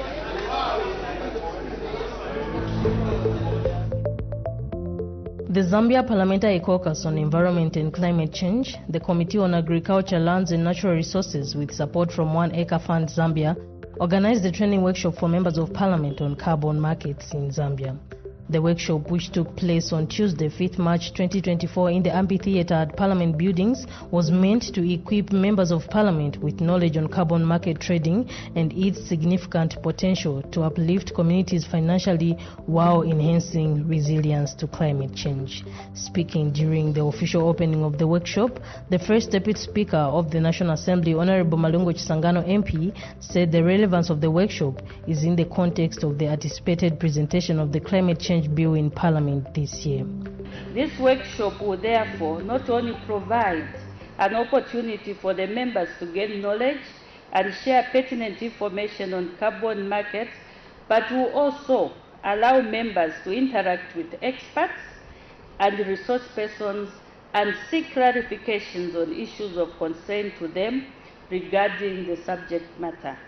For this reason, I call upon members attending this workshop to actively participate and use the knowledge to ensure that their constituencies get a fair share of benefits from the carbon projects with their areas. Furthermore, I encourage you to use the insights from this workshop to debate effectively the Climate Change Bill when it's brought to the floor of the House. As I conclude, I would like to call upon all of us to immediate action and collaborate across all sectors to ensure Zambia successfully transits to a low carbon economy that will support the growth of the green economy, in particular by contributing to the establishment of high integrity, internationally credible carbon markets. To this end, I would like to commend One Acre Fund for their carbon market projects across the country, which are helping smallholder farmers to build resilience for their communities and for the environment through the climate smart farming. I urge One Acre Fund to continue supporting the National Assembly of Zambia through the Zambia Parliamentary Caucus on Environment and Climate Change and the Committee on Agriculture, Lands and Natural Resources in ensuring that our members' capacity on carbon markets and related climate change issues is well built. National Assembly Deputy Clerk, Corporate Affairs, Mr. Stephen Kawimbe, said the holding of the workshop was in line with the National Assembly strategic plan aimed at enhancing the capacity of members of Parliament to discharge their parliamentary functions effectively. This strategic objective focuses on the enhancement of the legislative, oversight, budgetary, and representative capacity of members of Parliament so as to enable them contribute effectively towards making the National Assembly of Zambia more responsive to the people's needs. As an institution, Madam Speaker, the National Assembly will always value the support and partnership of organizations such as the One Acre Fund. We encourage One Acre Fund to continue partnering with the National Assembly of Zambia through its support to the Zambian Parliamentary Caucus on Environment and Climate Change, where they are one of the caucus's partners, and to the Committee on Agriculture, Lands and Natural Resources, where they also appear as expert witnesses.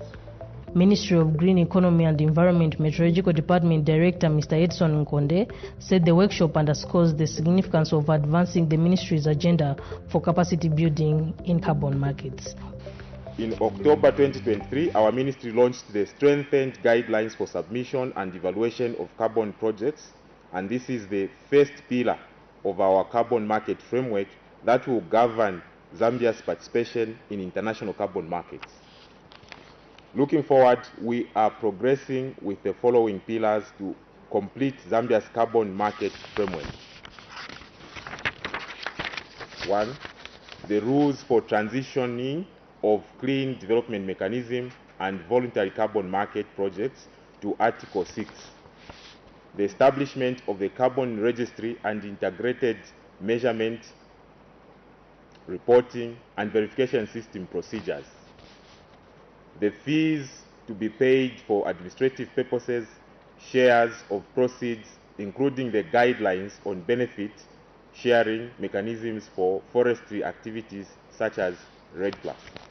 Ladies and gentlemen, Zambia has been participating in carbon markets since the Kyoto Protocol, but the Kyoto Protocol has been subsequently been superseded by the Paris Agreement, and as a ministry, we aim to catalyze public and private sector mitigation activities in Zambia in an attainable and transparent manner by facilitating the enactment of the necessary regulations and instituting the necessary frameworks in alignment with international carbon market mechanisms.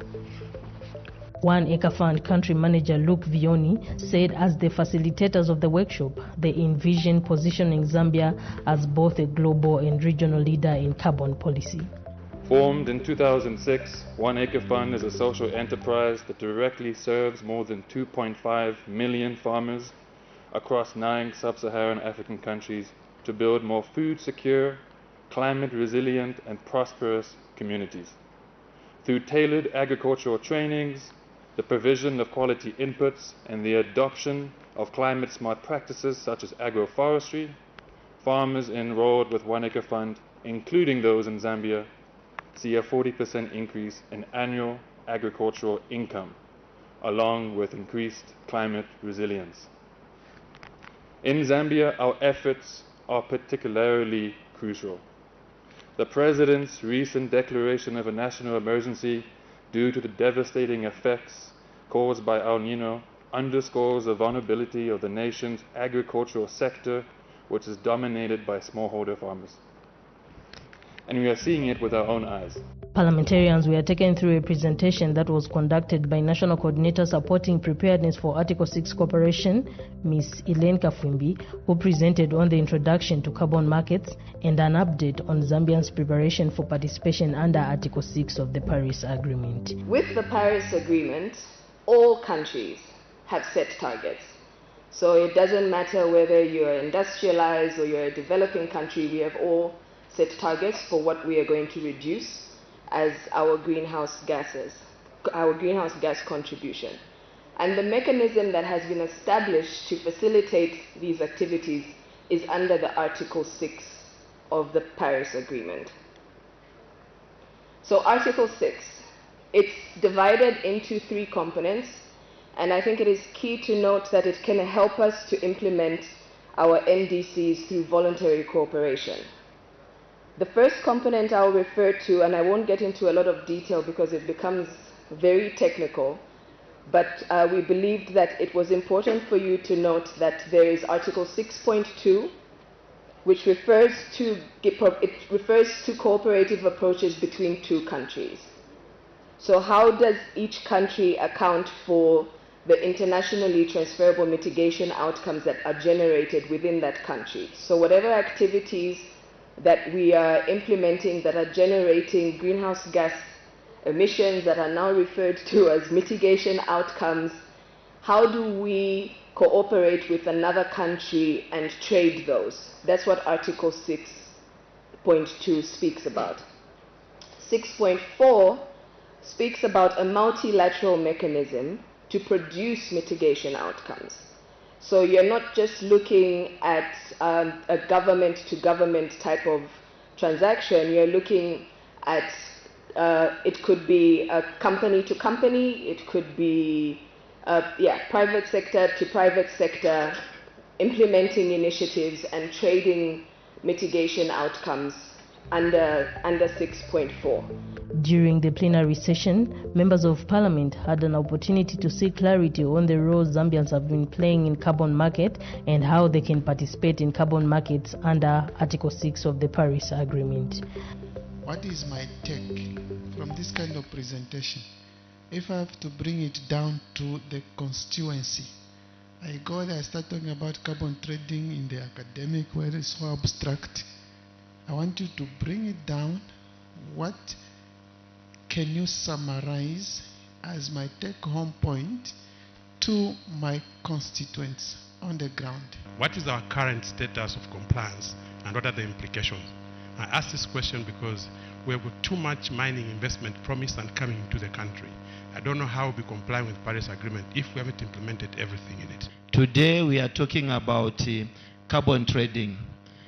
We have companies buying carbon in this country. What are the benefits?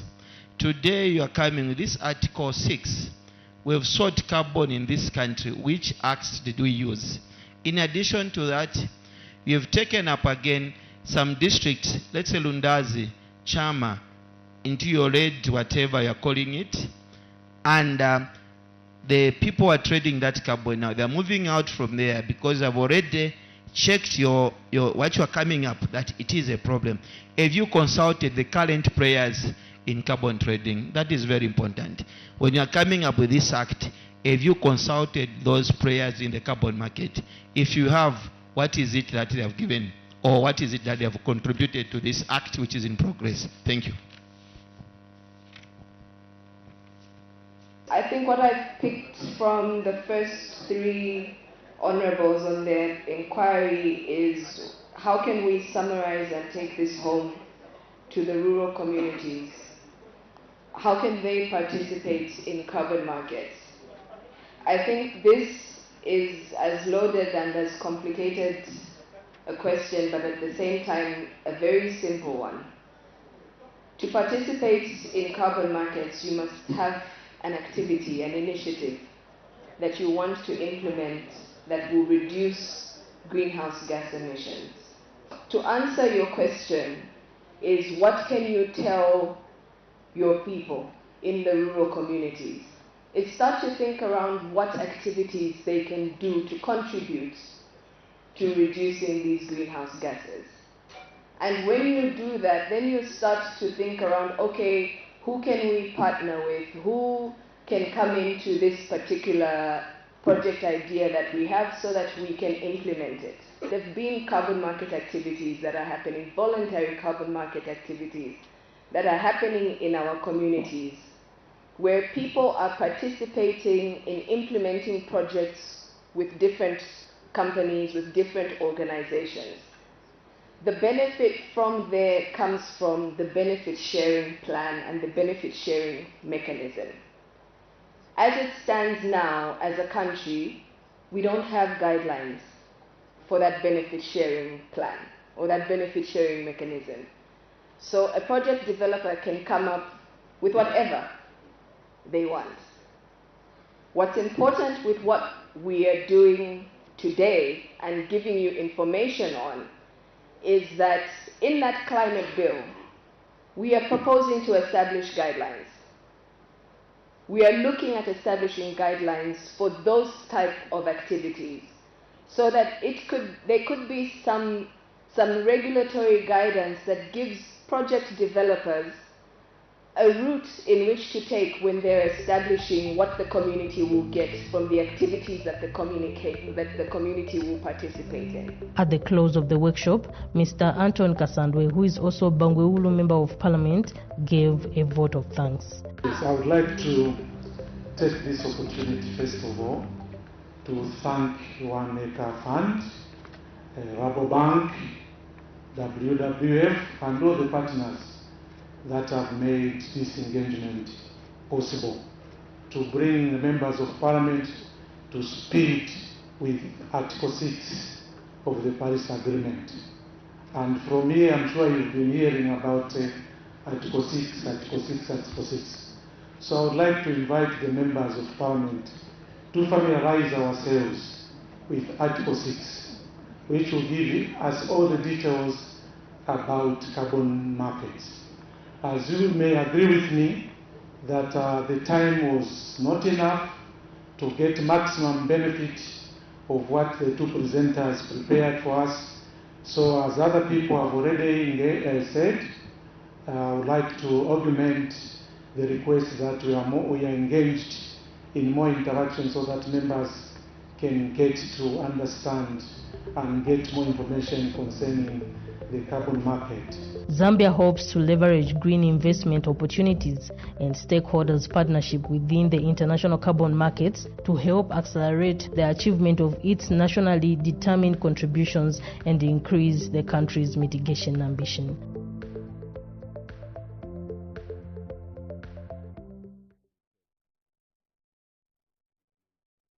Of Parliament.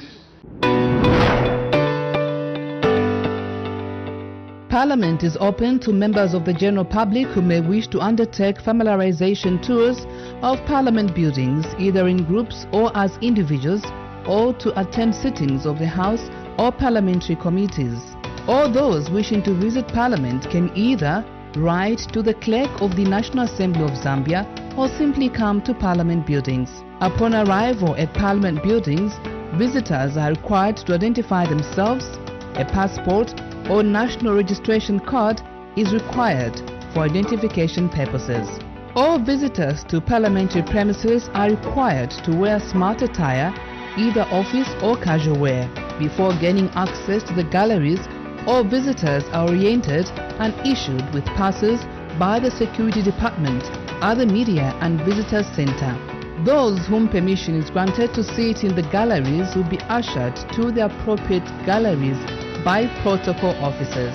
Furthermore, visitors are not allowed to take with them into the galleries such articles as walking sticks, umbrellas, briefcases or parcels of any type, newspapers, magazines or cell phones. All such articles must be deposited at the reception desk. Visitors to the galleries are given copies of the order paper which shows the order in which the business of that particular day would be taken. You can follow all parliamentary sessions and committee sittings on GoTV Channel 28, Topstar Channel 5, DSTV Channel 272, Parliament Radio, or like the National Assembly of Zambia Facebook page.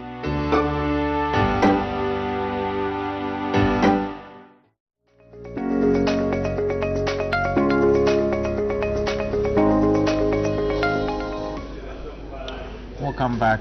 Shortly, we'll cross back to the floor of the House for business, as the House is considering the fourth question on the order paper, which appeared to have 5 questions, but the first one was withdrawn as having leave being sought by the member of a parliament who proposed to ask the question, and leave was granted. And so we have 4 questions that are being responded to, but the third one now comes from Chamber Member of Parliament, Mr. Cliff Mpundu, who has directed his question to the Minister of Infrastructure, Housing and Urban Development.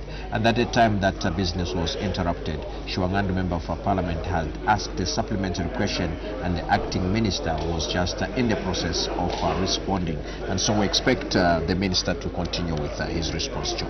Yes, and also to come is question 329, which will be the last question coming from Mr.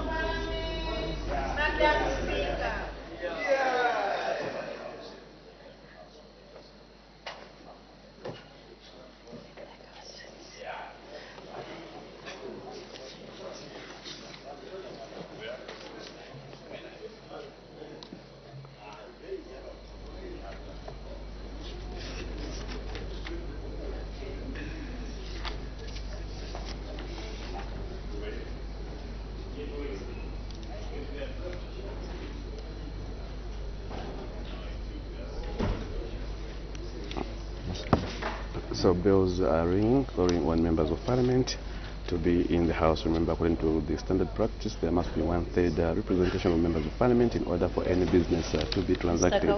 So the last question is coming from Mr.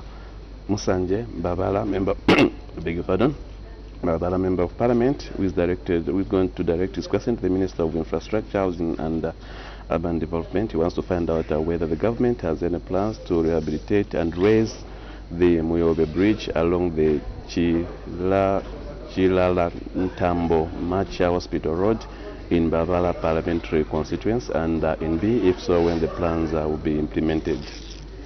Right, and still to come, we have a committee report to be adopted and consideration of bills.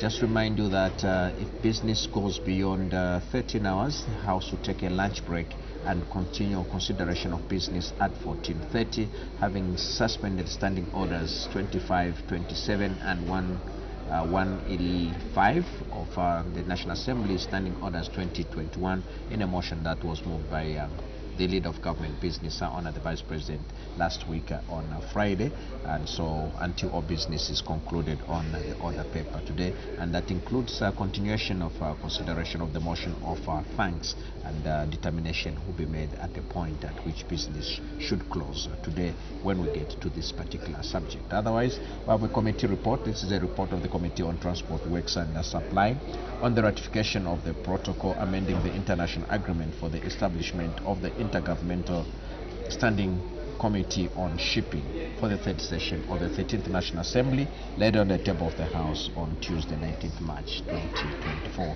also coming up, and also have bills that will be considered at various stages, including committee second reading and the committee stages, and having those standing orders again being suspended that determine consideration of a bill at not more than one stage in any sitting day. These bills will still be considered right through to the end of their legislative cycle, which is third reading, when they come up for consideration. So the bills are still ringing until 1/3 of members of Parliament are seated in their seats. That translates to 56 members of Parliament. So the four bills to be considered include the Constituency Development Fund Bill, National Assembly Bill number 21 over 2023 to be considered at the second reading stage, and also the Minerals Regulation Commission Bill, National Assembly Bill number 1 over 2024 to be considered at committee stage.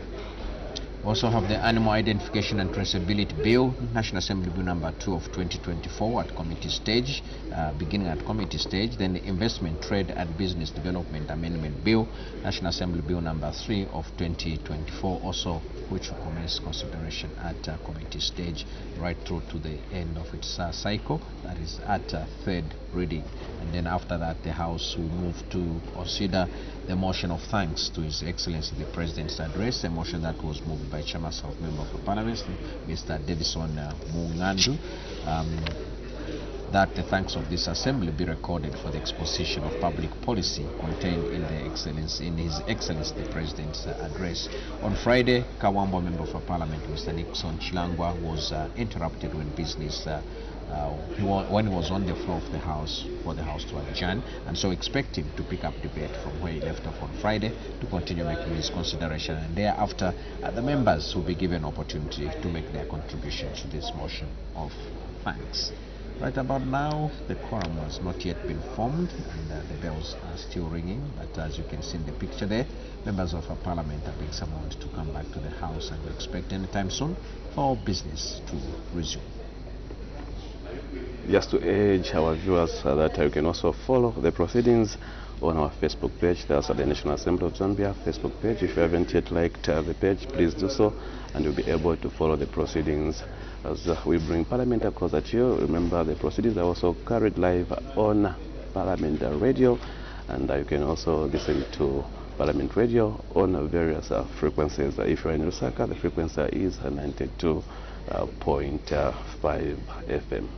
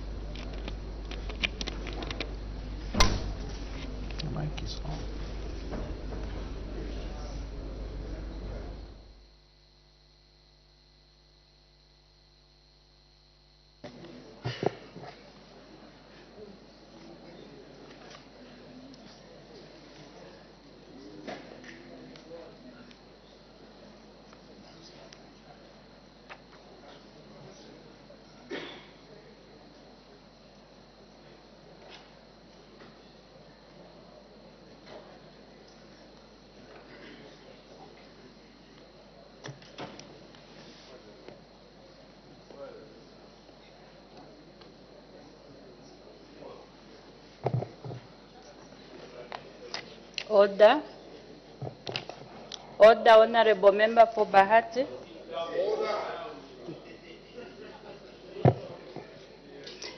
And the Honorable Member for Bahati is actually laughing.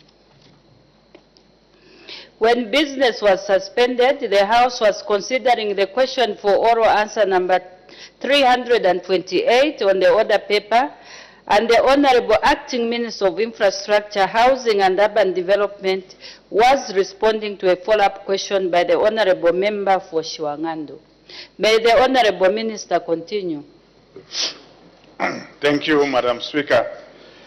At the time of adjournment for tea break, I was just indicating to the nation that we have finally consummated the debt restructuring.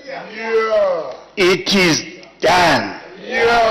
The Diggers newspaper has echoed my sentiment. It's done. It's not me who's going to say this. It's the Diggers newspaper. PF leaders are bitter. They were praying for debt restructuring to fail. It's not me. I'm just reading what they have written. It's the news diggers. And the people of Zambia are reading what the news diggers have said. That the PF are bitter. They wanted the debt restructuring to fail. But it's done.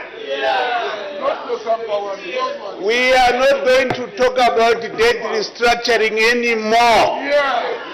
Congratulations, Minister of Finance. I see you. May you live long. So that those other people can start rolling and crying kaleidoscopic tears. And so that their bitterness can be noted by the people of Zambia. Madam Speaker. Order, honorable members, order. Madam Sorry, Speaker, I was also responding to the question which was raised by my honorable colleague, the honorable member of parliament for Shiwangando, who indicated that I was lamenting over debt restructuring. The honorable minister, we are going to ensure for the disturbance. Thank you. There is an indication for a point of order. The leader of opposition, what is your point of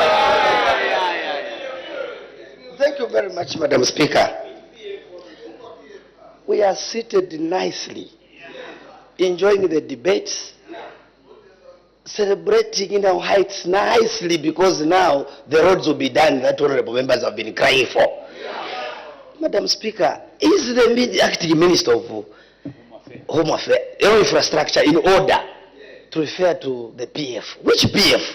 Can you clarify? Because this PF believes in order and support good ideologies. So can you be specific, Honorable Minister? Thank you, Madam Speaker. Thank you, but I'm sure we only have a party called PF in the opposition. I'm sure the Honorable Minister is referring to the party PF, which we all know. The Honorable Minister of, the Acting Minister of Infrastructure, Housing and Urban Development, you can continue with your response. Thank you, Madam Speaker. Honorable Leader of Opposition. My sincere apologies for not clarifying what I meant. I meant the PF associating and calling itself OKA. They are the ones who are bitter. But the genuine PF are happy and they are celebrating with us. It is true that you are celebrating with us. Madam Speaker, we are going to ensure, Madam Speaker, that once we finalize the discussions with the World Bank, and I did indicate that once we include all the provinces, we'll come to this House and indicate the particular roads that will be done in the various constituencies. At the moment, I will not be in a position to indicate which particular roads, because we haven't finalized the discussions. But I'm very hopeful that with the good news that is with us, the goodwill that has been bestowed and restored in this country by the achievement of debt restructuring, we shall conclude with the World Bank. Madam Speaker, thank you. Thank you. The Honorable Member for Shiwangandu, what is your point of order? Thank you so much. Madam Speaker, this is the House of Rules.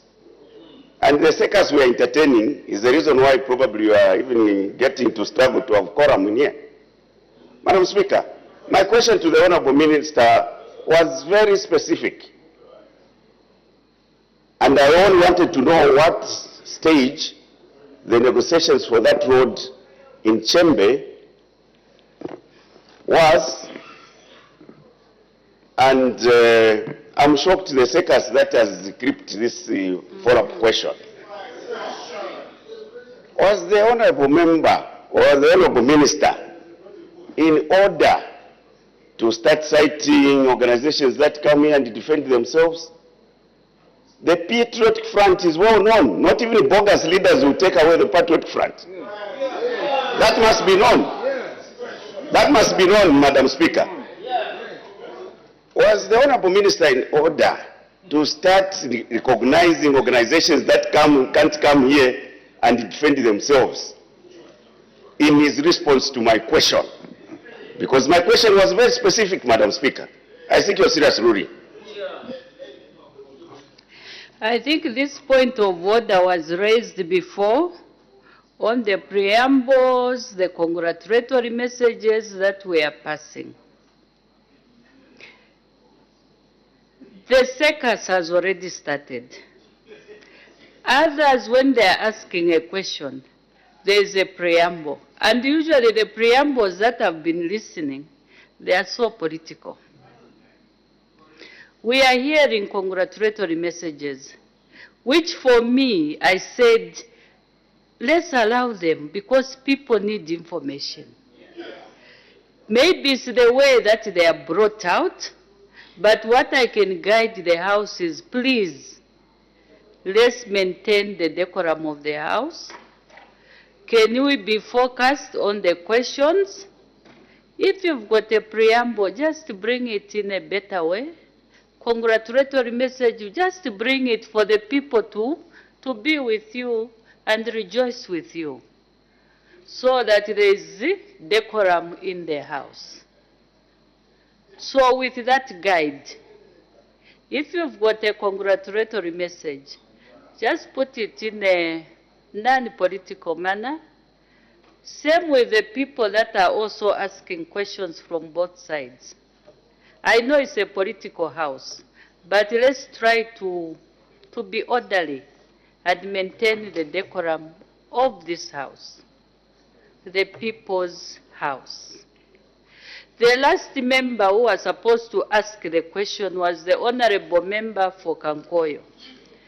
The Honorable Member for Kankoyo, you can ask your question. Thank you very much, Madam Speaker.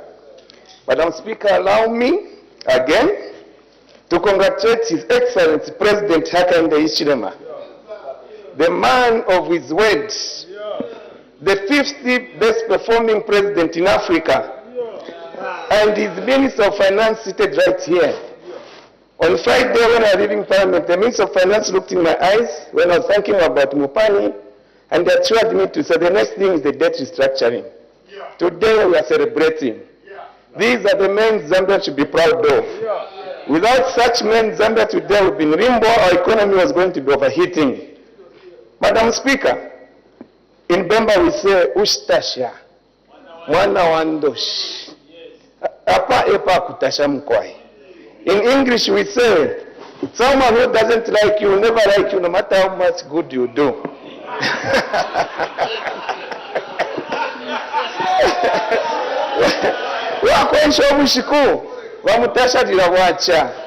Those who used to insult the Zambians when we are going through this difficult moment, today they are appreciating.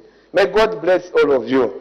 Madam Speaker, Chembe is just 55 kilometers away from Kankoyo. With the restructuring of the date, I want to ask the the acting Minister of Infrastructure, are we seeing more resources being allocated in doing the roads which will connect Kankoyo and Chembe? I thank you, Madam Speaker. The Acting Minister of Infrastructure, Housing and Urban Development. Madam Speaker, very soon we'll be going to Western Province to celebrate the Kuomboka. Yeah. What I know and what I've been advised by Honorable Musokotwani here is that when the drumming is done, you dance according to the drumming. And what we are doing, Madam Speaker, forgive us. The celebrations we are having here is as a result of the drumming by Zambian people arising from restructuring. Forgive us, Madam Speaker. Honorable Member, I'm aware that currently there's a contractor working on the road between Mufrida Mokambo and the Chembe Bridge. I'm also aware that during the reign of our colleagues, the PF, they had awarded a contract to do that particular road at a very high cost. Yet, what came out, Madam Speaker, of the works on that particular road are despicable. Right now, the road would appear as if it hasn't been worked on. Yet we paid huge sums of money. The workmanship on that particular road was very poor. I'm not blaming anyone here. I'm blaming the former government unless somebody is accepting responsibility. The reality on the ground is that the road was not properly done. Yet money was spent. And now we are looking for more money to do that Mokambo-Chembe road. That's what we are doing. As a responsible government, it's our duty to ensure that our people in Luapula are connected with a good road to the cover belt. The cover belt, which has been resurrected as a result of Mopani, as a result of the good leadership of His Excellency, the President, the cover belt is re-emerging as a copper giant in this region. Only those who do not support good things will condemn what is happening. But I know that the people of Mufrida and the people of Nkana, Kitwe, are dancing to the Mahoma drums because of the good things that have been done. Thank you, Madam Speaker. The Honorable Member for Pambashi. I've indicated to Madam Speaker, is it a point of order, a question? I thought it's a question since we still have the opportunity. Okay, thank you, Madam Speaker. Madam Speaker, the question by the Honourable Member of Parliament for Chembe relates to the roads that are supposed to be done in Chembe constituency to deal with the World Bank, whose road project, whose financing agreement was given to Zambia by the World Bank in 2017. And the contracts were spread. At first we began with 6 provinces and then later on spread to all the 10 provinces. And the minister has said about 4 kilometers were done out of the 20-kilometer road. Minister, bearing in mind what you have just said, that with the celebrated debt, the second debt restructuring, because the first one we saw the civil servants celebrating today, it is the politicians who are celebrating. Do we see the increase in terms of the road network, in terms of kilometers that will be done in Chembe constituents as a result of the debt restructuring that has been, the second debt restructuring that has been achieved, with bearing in mind that now from 2020 November, Zambia are in default mode, was not paid, but the current agreement demands that by June, Zambia will pay $187 million. I thank you, Madam Speaker. The Honorable Acting Minister of Infrastructure, Housing and Urban Development. Thank you, Madam Speaker. We have gone back to the issues of debt restructuring. Madam Speaker, any patriotic Zambian, any responsible Zambian would be dancing with us that we have achieved a milestone. A milestone which has never been achieved in the G20 framework. It has never been achieved. We as a country must appreciate good works. As Christians, like myself, I always believe that the good works of a Christian must be appreciated by all Christians in the world. And I have no doubt in my mind that the honorable member for Pambasha is an elder in the church. And I can see inside him he's dancing. But he doesn't want to tell the people that he's dancing. Madam Speaker, I have indicated that there are discussions pertaining to the World Bank loan, so that it is spread to all the provinces of Zambia. Because the responsible government of UPND, New Dawn, wants everyone in this country to benefit from the fruits of this restructuring. And once that is done, the people of Chembe, I have no doubt in my mind, will benefit. And as the Minister of Finance has always been stating on the floor of this House, now that the debt restructuring is done, it will release certain funds which can be made available for developmental projects in the country. Before the restructuring, it was almost impossible to plan. But now, with the goodwill that is coming in, we'll be able to plan, and the Minister of Finance will budget. And you will see that the budget that he is going to present this coming budget session will be different from what we have been doing. So, the people of Pambasha, I heard on radio, they are celebrating the debt restructuring. And the member, my good friend, I sent a message to tell them to start celebrating the good news. Thank you, Madam Speaker. Thank you. Next question, the Honorable Member from Mbabala. Thank you so much, Madam Speaker. May I also join my colleagues in congratulating His Excellency, President Hakainde Hichilema, the Honorable Minister of Finance, Dr. Musokotwani, and the entire nation of Zambia for this milestone achievement after restructuring with the bilateral lenders and now restructuring with the bondholders. A hearty congratulations, Honorable Minister and the entire government. And also His Excellency for being amongst the top 10 performing African presidents, which is an excellent feat. He is not only number 5 in there, he's one of the best in Africa, which shows the confidence the world has. And this comes on top of the VDM reports that talked about democracy in Zambia flourishing to the best. Madam Speaker, question number 329 from the people of Mbabala. I thank you. The Acting Minister of Infrastructure, Housing and Urban Development.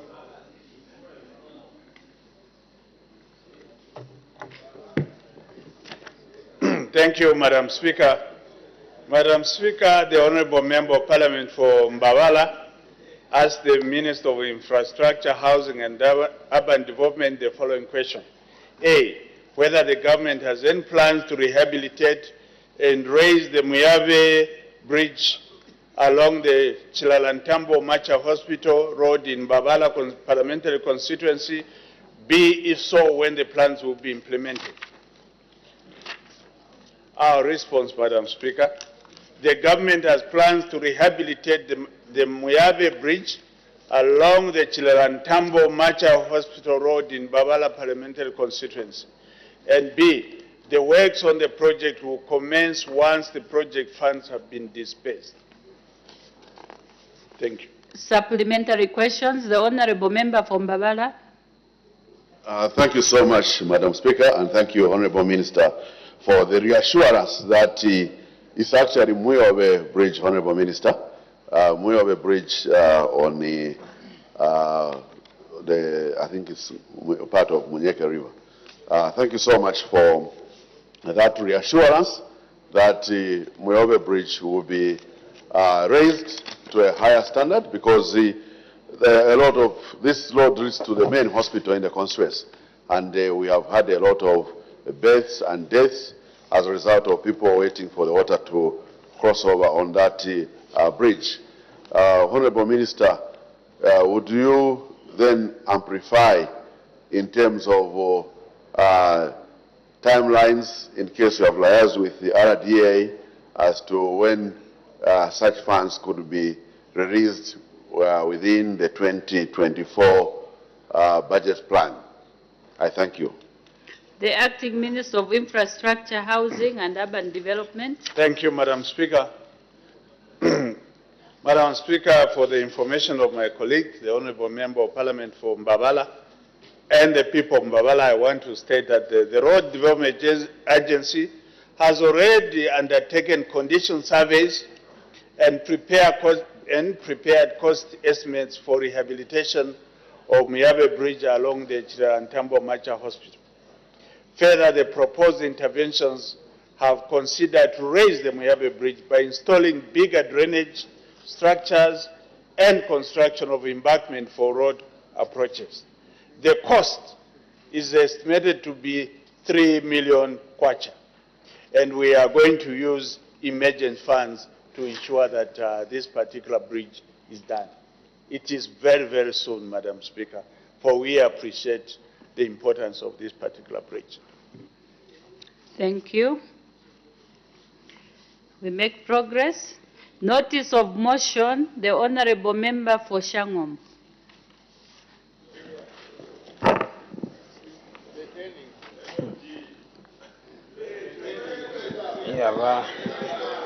Madam Speaker, I beg to move that this House adopts the report of the Committee on Transport, Works and Supply on the proposal to ratify the protocol amending the international agreement for the establishment of the Intergovernmental Standing Committee on Shipping for the third session of the 30th National Assembly. Is the motion seconded? Madam Speaker, the people of Ron constituency is seconding the motion. Seconded by the Honourable Member for Ron. The question is that this House do adopt the report of the Committee on Transport, Works and Supply on the ratification of the protocol amending the international agreement for the establishment of the Intergovernment Standing Committee on Shipping for the third session of the 13th National Assembly, laid on the table of the House on Tuesday, 19th March 2024. Any debate? The Honourable Member for Shangombo. Thank you, Madam Speaker. Madam Speaker, before I proceed, let me also join my colleagues in congratulating His Excellency President Hakainde Hichilema, Minister of Finance, Dr. Stumbego Msokotwani, and the entire team for this great achievement in the debt restructuring. Madam Speaker. Order, honourable members, we want to listen to the report. Let me also take this opportunity to congratulate Madam Speaker, Right Honourable Nelly Muti, and also Honourable Jacob Mwimbu for being conferred with the State Council Madam Speaker, in accordance with Standing Orders 197N and 198F, the Committee on Transport, Works and Supply was tasked to consider the protocol amending the international agreement for the establishment of the Intergovernmental Standing Committee on Shipping, referred to as ISCOS. In order to acquaint itself with the ramifications of the agreement, the committee sought both written and oral submissions from various stakeholders. Madam Speaker, I wish to put it on record that the committee is in support of the proposal to ratify the agreement for the establishment of ISCOS, as it will strengthen collaboration and cooperation among African countries using the Indian Ocean as their international trade shipping route. Further, this agreement will strengthen member states' ability to negotiate for fair and competitive terms of engagement with multilateral shipping providers. Further, I wish to state that the stakeholders who interacted with the committee are also in support of the agreement. Madam Speaker, after considering the agreement, the committee has made some observations and recommendations which are documented in the report. I am aware that members of this august House have had time to read the report. Therefore, allow me to highlight only some of the committee's observations and recommendations. Madam Speaker, the committee observed that the functions of ISCOS, among others, include advising member governments on reducing freight rates and transport costs, and examining port operating costs under Article 4. However, the committee expresses concern that the article has not included the security aspect involving shipping conferences, ship operators, and other relevant bodies involved in maritime transportation. In view of this, the committee recommends that Article 4 should include maritime security aspects of the agreement. This is particularly vital in developing frameworks aimed at identifying threats and implementing maritime risk management strategies, which will enhance safety of maritime vessels and goods. Madam Speaker, the committee also notes that the proposed name change from ISCOS to Maritime Organization for Eastern, Southern and Northern Africa, MOESNA, has left out Central Africa in order to properly reflect the organization's wide geographic reach. The committee recommends that the words Central Africa should be included in the organization's name, which should read as Maritime Organization for Northern, Eastern, Southern and Central Africa, MONESCA. Madam Speaker, the inclusion of Central Africa will also be recognition of the significance of the Central region, in addition to acknowledging the geographic passage from north to south. This is subject to the recognition of the founding members, since MOESNA attempted to start with founding members in the chronological order of the renaming direction. Madam Speaker, the committee notes that there has been a number of amendments to the agreement for the establishment of ISCOS since its inception in 1967. The committee is concerned that the various amendments may not be easily located and referred to when need arises. The committee recommends that the government should lobby for the drafting of an entirely new agreement. The new agreement should consolidate all the amendments into a single document that will be more user-friendly than having multiple documents. As I conclude, Madam Speaker, permit me to express my sincere gratitude to you and the Office of the Clerk of the National Assembly for the support given to the committee during its deliberations. Gratitude also goes to all the stakeholders who tendered both written and oral submissions before the committee. Madam Speaker, I beg to move. Thank you. Does the seconder wish to speak now or later? Now, Madam Speaker. The Honorable Member for Ron. Thank you very much, Madam Speaker. Madam Speaker, what is good, and what is bad, is bad. And the member adage goes to say, "Ichinonene chilombelo mchele," meaning something delicious will actually make you salivate. Madam Speaker, allow me on behalf of the people of Ron constituency to join the UPND government on the achievement. Madam Speaker, this means that the Honorable Minister of Finance will have more space now to spare some monies to ensure that the Mpatamato-Ron Town Road is attended to from the savings that you are going to save. Madam Speaker, as I second the motion that has been ably moved by the Chairperson of Transport, Works and Supply, I just want to highlight 2 or 3 salient matters in the report. Madam Speaker, the committee observed that the funds required to run ISCOS, in Article 10, it was allocated funds for ISCOS with equal contributions from all parties involved in accordance with the annual budgets for each financial year. Madam Speaker, it was reported that each member country must contribute equal funds annually. But alas, Madam Speaker, some stakeholders were, however, concerned that the article did not provide sanction for defaulting members or members who would pay their fees late.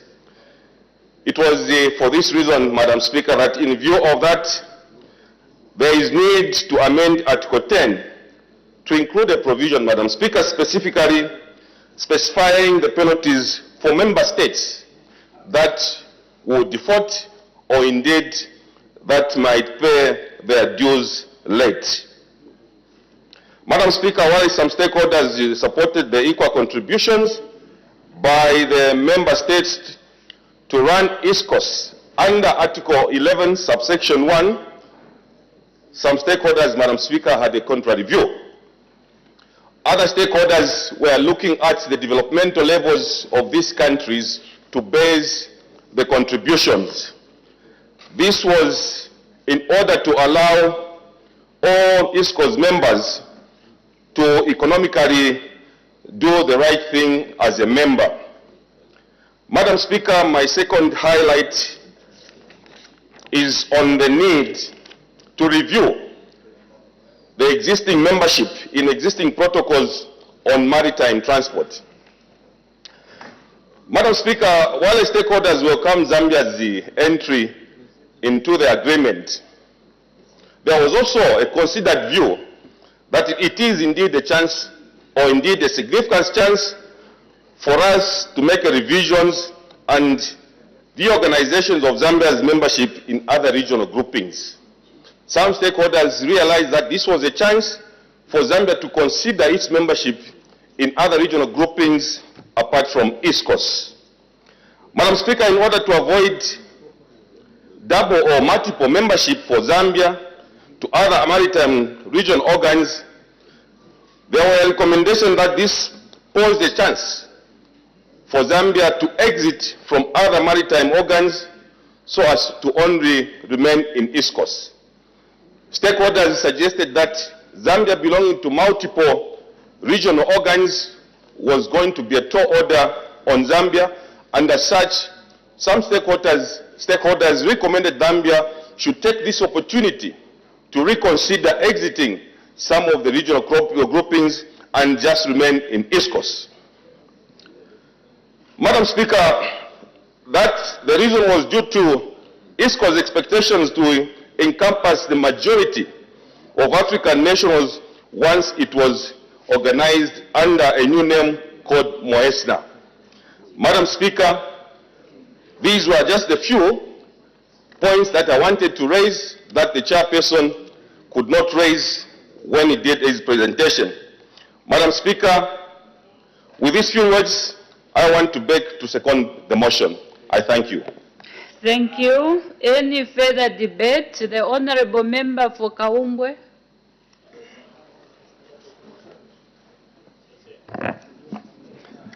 thank you, Madam Speaker, for allowing the people of Quorum to echo their sentiments on this motion on the floor of the House. Madam Speaker, the establishment of ISCOS, which is Intergovernmental Standing Committee on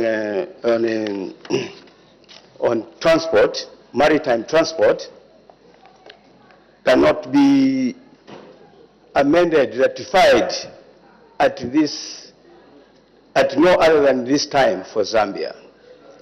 Zambia is member of a lot of transport organizations, regional transport organizations, such as at this time that we are looking at improving our railway sector through the Lobito Corridor, the Tazara, Wavis Bay, Ndola, Lubumbashi.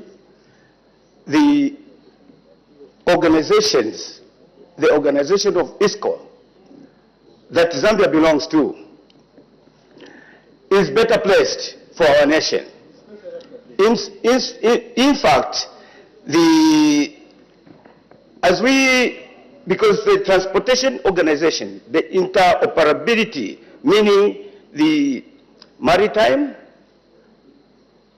the rail, road, and air transport, all the shipping costs, the imports and exports that Zambia undergoes is through maritime transport. Maritime transport, there is need for maritime transport to integrate with other modal transport facilities such as rail, the roads. In this case, the ratification and the amendment to the East Coast protocols have come at the right time that a new member, DRC, has been invited into the protocols. And the DRC, the coming of DRC cannot come at a later time than now, because we are improving trade and facilitation with DRC through the establishment of the Lobito Corridor, and we've heard, I think, major government pronouncements of trying to set up lithium manufacturing industries. All these facilities can never flourish, the trade cannot flourish without transport integration. Looking at the deliberations and recommendations of the report, there are few concerns that the committee highlighted, such as security. The security protocols, there is need to enhance security for our shipping cargo. The cargo that you ship into the country has faced a lot of challenges because Zambia is a landlocked country. It therefore has to depend on much of the almost 80% of the cargo that we import into the nation is by maritime. And these maritime areas, which are actually coastline countries like Tanzania, Mozambique, South Africa, Namibia, Angola, there's need for Zambia to have an upper hand to access the ocean, for the cargo. To access the ocean for their cargo, there is need for intergovernmental policies to harmonize the transportation policies for all the goods that you import and export through their borders. Zambia is landlocked, but it is land-linked. It is land-linked through this kind of protocols. We have seen that the establishment of MOESNA, which is Maritime Organization for Eastern, Southern, and Northern African countries, is incorporating all the countries that have access to the Indian Ocean for their import and export of goods, which Zambia is actually importing and exporting the goods to the Indian Ocean. And right now, that government has ratified the Lobito transport corridor, is now even opening to the other oceans, the Atlantic Ocean of Angola, through the Lobito corridor ratification agreement. And it is through all this that we are in a hurry to push the amendments, the protocols that have been observed in the East Coast through introduction or involving other countries like DRC to enter into the agreement protocols. Of course, the concerns that have been raised in terms of security were also raised during the period of ratifying the Lobito Corridor Transport Agency, such that our goods, the import and exports, we are looking at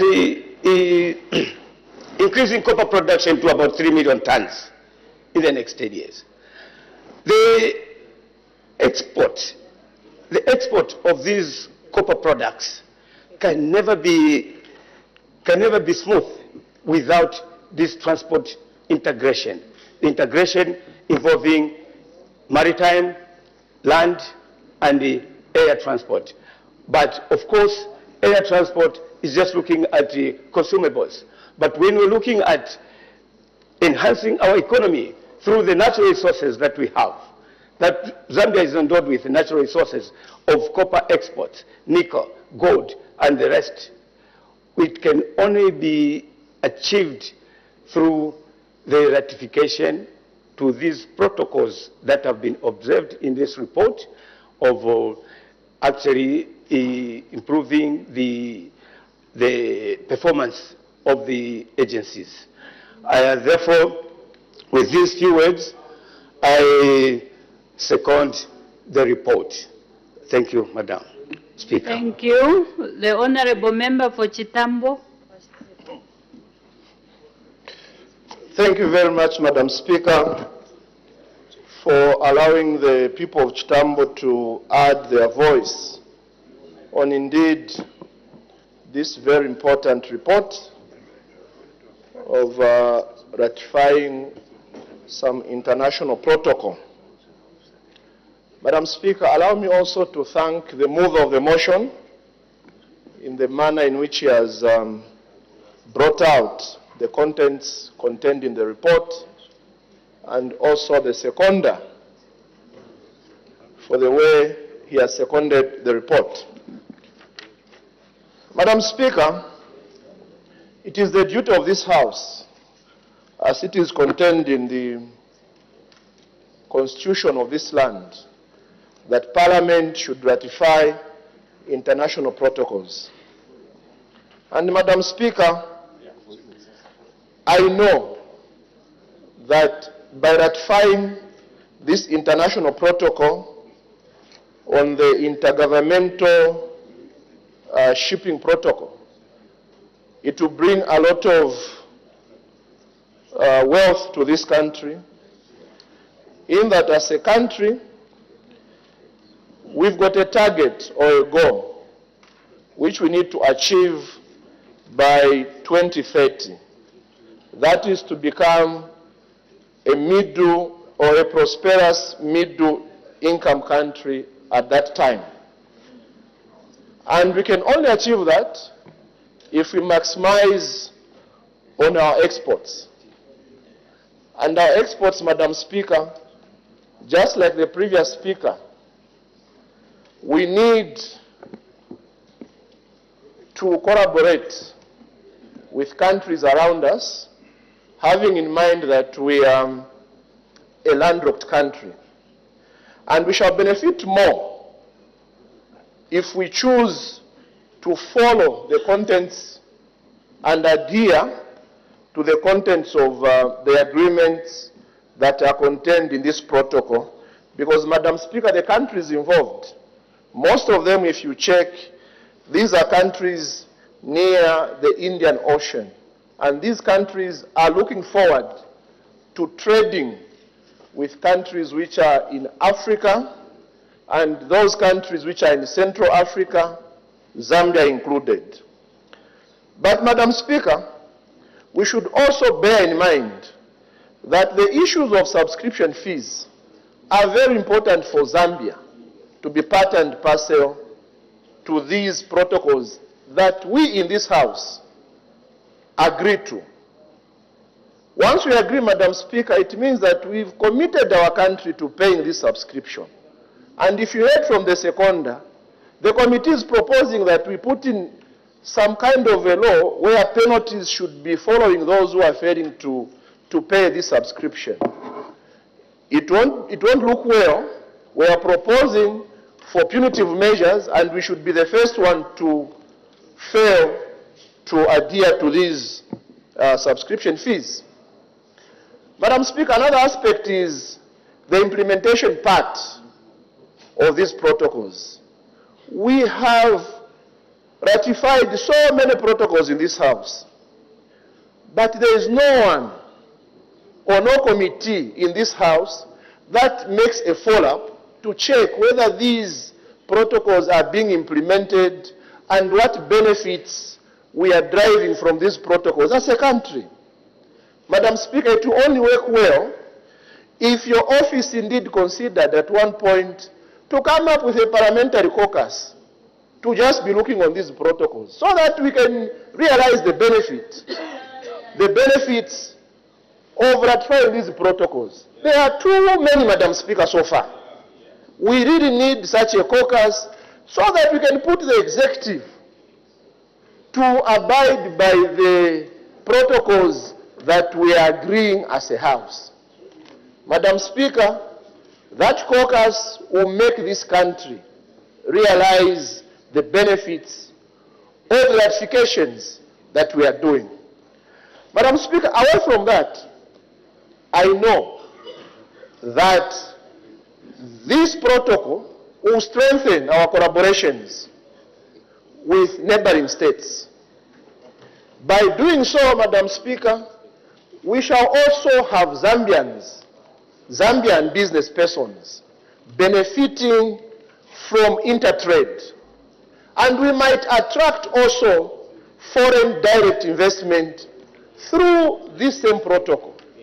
So, Madam Speaker, the people of Chitambo are saying these protocols, the international protocols, are very important. And we need to pay particular attention to ensure that we realize the maximum benefit from these protocols. Madam Speaker, with that said, I thank you. Thank you. Her Honor the Vice President, on behalf of the Minister of Transport.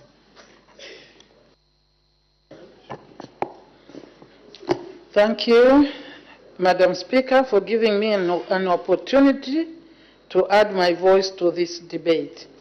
Allow me to start by thanking the mover and the seconder of the motion, and indeed extend this gratitude to your committee, the entire Committee on Transport, Works and Supply, and all the members of Parliament who have supported this motion. Madam Speaker, access to shipping services and competitive trade routes is crucial for a landlocked developing country, LLDCs, as you have heard from members that have debated, like Zambia, as this facilitates trade, economic growth, regional integration, and access to essential resources.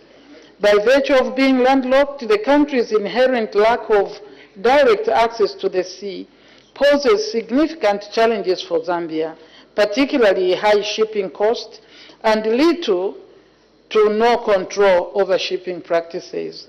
In order to address these challenges, Zambia needs to join hands with other countries facing similar shipping hurdles, having collective bargaining power in the negotiation of trade arrangements will enhance Africa's involvement in international trade.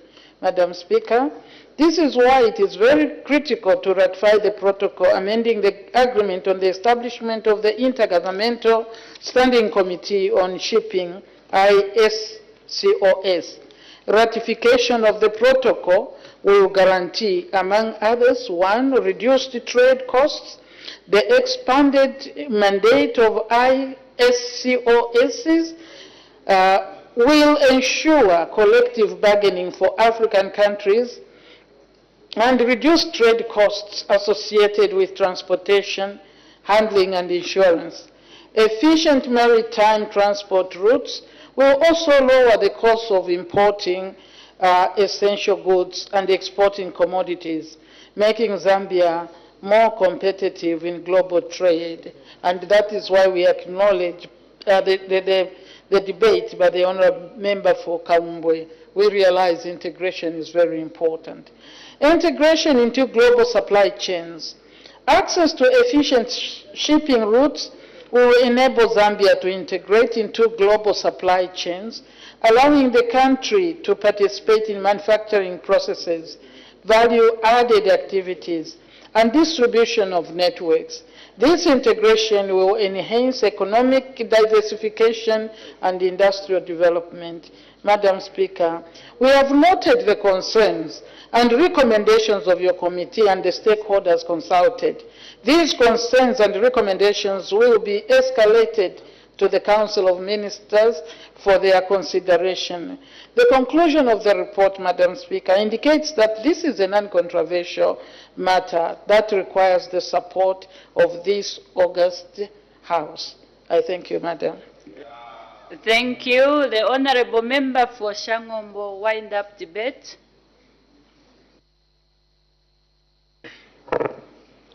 Madam Speaker, allow me to thank all the members of Parliament who have debated on this motion and also the response from our Honour the Vice President.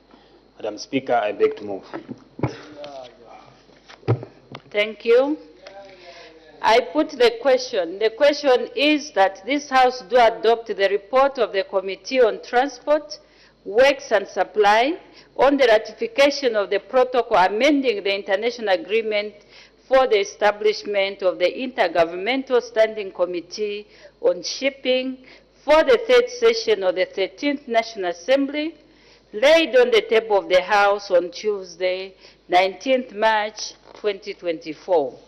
As many as are of that opinion say aye. Of the contrary say no. The ayes have it, and the question is resolved in the affirmative. Before we move to the next item, I have an announcement to make. Honourable members, I wish to inform the House that the following arrangements have been made for lunch from today, Tuesday 26th, to Thursday 28th March 2024. Lunch break will be from 13 hours to 15 hours. The House will resume sitting at 14:30 hours, and honourable members will have their lunch in the restaurant here at Parliament Buildings. Members of staff and ministry officials will have their lunch at the Members' Motel. Transport to and from the Members' Motel for staff and ministry officials will be available at the foyer by the main entrance to the Parliament Buildings, and lunch for honourable members and ministry officials will be provided courtesy of the Right Honourable Madam Speaker. May I urge all honourable members to be punctual, and I request the party whips to ensure that the quorum is formed at 14:30 hours. I thank you. The clerk will now read the orders of the day.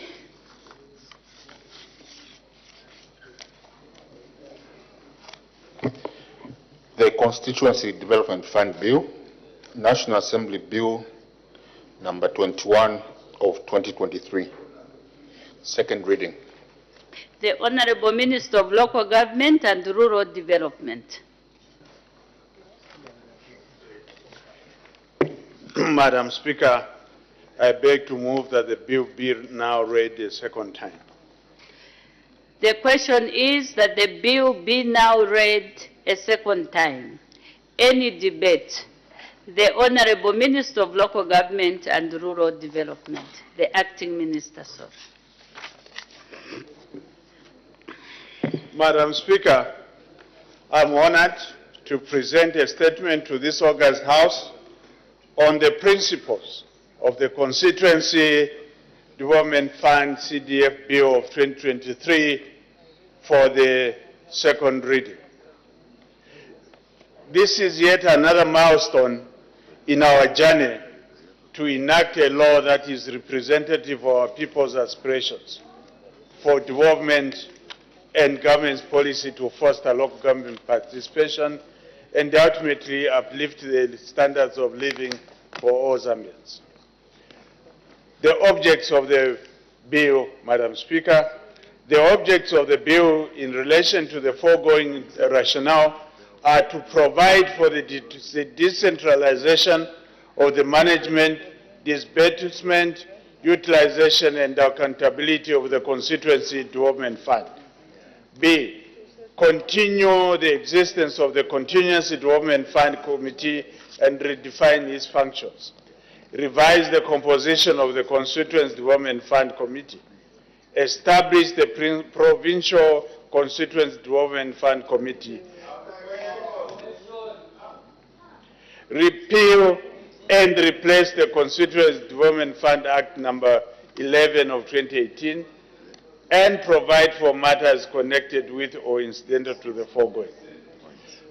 Madam Speaker, I wish to extend my commendations to the members of this House and the various committees for the work undertaken on the bill so far. Government therefore looks forward to the bill's enactment into a law that will actualize decentralization and facilitate inclusive development for our people. Madam Speaker, I thank you. Any further debate? The Vice Chairperson of the Joint Committee of the Committee on Local Governance, Housing and Chiefs Affairs, and the Committee on Local Government Accounts, the Honorable Member for Mapatizia.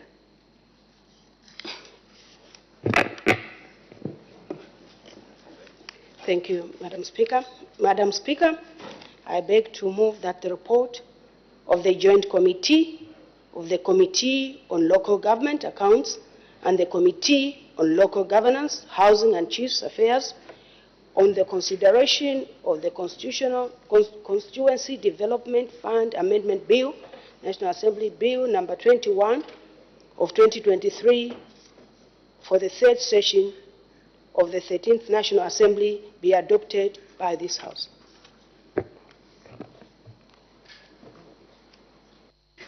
You may continue, Honorable Member.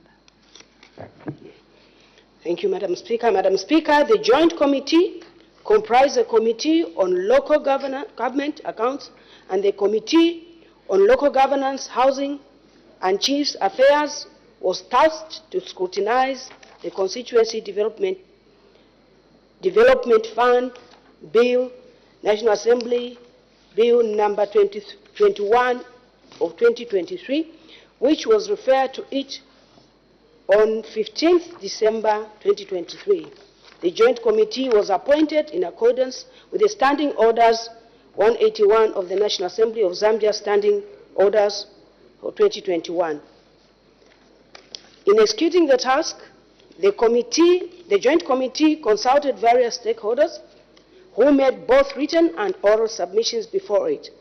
Madam, let me hasten to state that all the witnesses who interacted with the committee were in support of the bill. A summary of the stakeholders' submission is recorded in the committee's report for the consideration of this August House. Madam, the committee notes the bill and makes observations and recommendations that I will now highlight.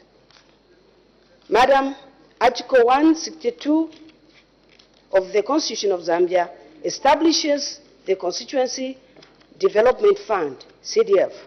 The fund was operationalized by the Constituency Development Fund Act number 11 of 2018. This act provides for the management, disbursement, utilization, and accountability of the CDF. As members are aware, the purpose of the CDF is to spur local development in both urban and rural communities.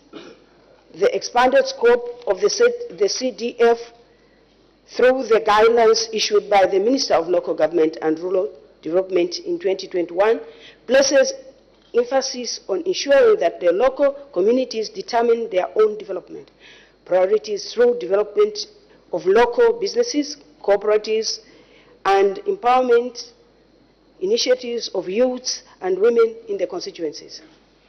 Madam Speaker, in view of the foregoing, it has become necessary to repeal and replace the Constituency Development Fund Act number 11 of 2018 in order to meet the demands of the expanded scope of the CDF and to address some of the challenges that impede the smooth, efficient implementation of the fund.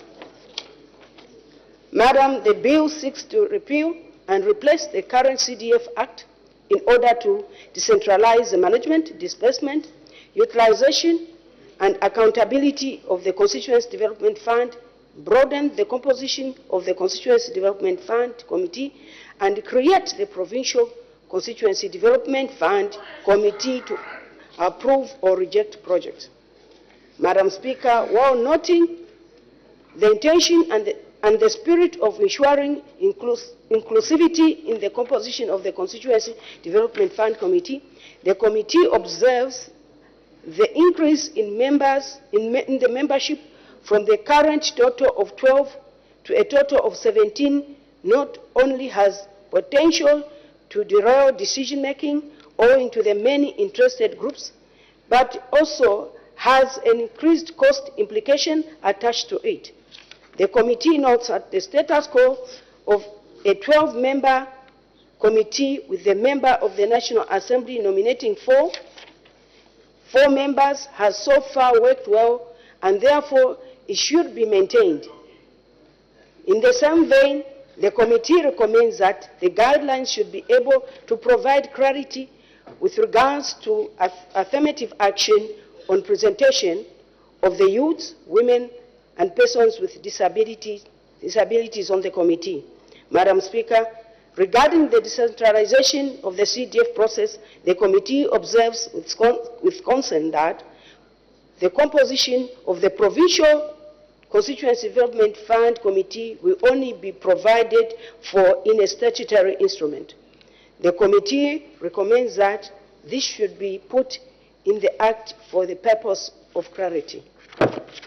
Madam, in the same vein, the committee observes that creating an organ in the form and nature of the Provincial Committee will be creating another layer of authority and therefore defeating the essence and objective of achieving decentralization, which requires that functions and fiscal resources be relegated to the local authorities. Madam Speaker, one of the issues that the committee was seized with relates to the government's aim of creating the Provincial Committee in order to ensure accountability. However, it is worth noting that the approval of projects is not the same as accountability. The committee observes that approving or rejecting projects by the Provincial Committee through delegated or deconcentrated authority amounts to interference. Madam, the lowest level should not require to have projects approved by any higher level. Madam, the lowest level should not require to have projects approved by any higher level of government like the Provincial Committee. Therefore, the committee urges the government to reconsider the proposed structure for the implementation of the CDF.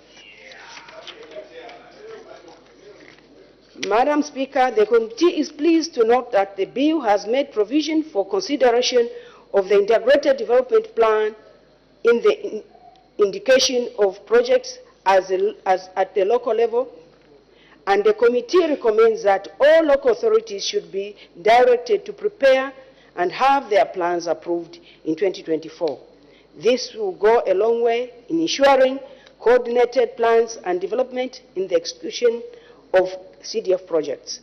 Madam, the committee urges the executive to exercise caution as it proposes the enactment of this important law, bearing in mind the different concerns and observations raised by the committee in its report. The committee also urges the executive to ensure that once enacted, the new CDF Act will be properly enforced. As I wind up, allow me to state that the committee is grateful to the stakeholders who tendered both written and oral submissions. This greatly assisted the committee in its work. Madam Speaker, the committee also wishes to thank you for according it the opportunity to scrutinize the Constituency Development Fund Bill number 21 of 2023. Further, appreciation is extended to the clerk of the National Assembly and his staff for the support and guidance rendered through the committee's deliberations. Madam Speaker, I beg to move. Thank you. Any further debate? The Honourable Member for Mufulira.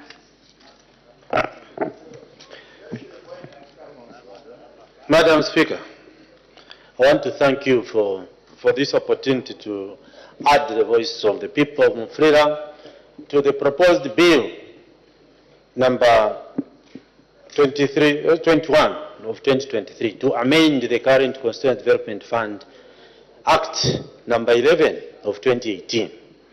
Madam Speaker, I've taken the time to read through, first of all, the current Act in its form of 2018, providing for the implementation of the CDF. Madam Speaker, I've also gone through the proposed bill, and further, I've also taken time to go through the report of the Joint Committee which was constituted by your office. To begin with, Madam Speaker, I was asking myself, with this proposed bill, what is it that we want to cure? That was the question I was asking myself. What is it that we want to cure? Madam Speaker, since 2022, when we started dealing with this enhanced CDF, which increased both in amount and in scope, we had a lot of bottlenecks at the beginning. The bottlenecks mainly perpetrated by the bureaucracy in the approval process. And we got a response. The Ministry of Local Government responded by delegating some of the functions that were the preserve of the minister in Lusaka and the staff at the central government to the province. And we've seen how things started flowing from 2023 up to now, because the major decisions in terms of approval are moving from the district to the province, other than the Attorney General, which also needs to be dealt with. But at least we know that we have the delegating of powers from the minister to the provincial local government officer, and also the director of finance at the province to approve. Now, Madam Speaker, looking at this proposed bill, I have a concern, which I also agree with the recommendations that are contained in this report. Number one, to establish the Provincial Constituency Development Fund Committee is actually taking us back to what we complained about in terms of bureaucracy. What have the provincial local government officers failed to do that now we can create a layer of yet another committee at the province, including given the powers to approve or reject? Madam Speaker, if we the people of Mufulira, propose that we want to construct a bridge or a 1x2 classroom block, we discuss, including at the CDF committee, why should people sitting in Ndola, who probably don't even know what is going on in Mufulira, be given powers to reject? I agree with the committee report that this provision of the provincial local government, provincial constitutional fund will be expunged from the bill. That is just the right thing to do. Why the bureaucracy which we fought, and the Minister of Local Government had delegated the powers to the provincial government officer. Why are we reversing those gains by setting up this committee at the province level? I do not support that. Even, Madam Speaker, further, if you look at the bill, there is even a provision for appeal to say any individual or committee which is not happy with the decision of the provincial constituency development fund can appeal to the minister, and if not happy, can also appeal to the High Court. Madam Speaker, why should construction of 1 by 2 classroom block reach all the way to the High Court? This provision for an appeal already demonstrates that, in fact, there is anticipation that there is going to be controversy by the decisions that this provincial constituency development fund committee is going to be making. Why are we anticipating problems by even including issues of appeal all the way to reach to the High Court, when all we want is a bridge or a road or a clinic or a police post? This CDF, Madam Speaker, and the bill is very clear. It's just complementary. It has not stopped the national development.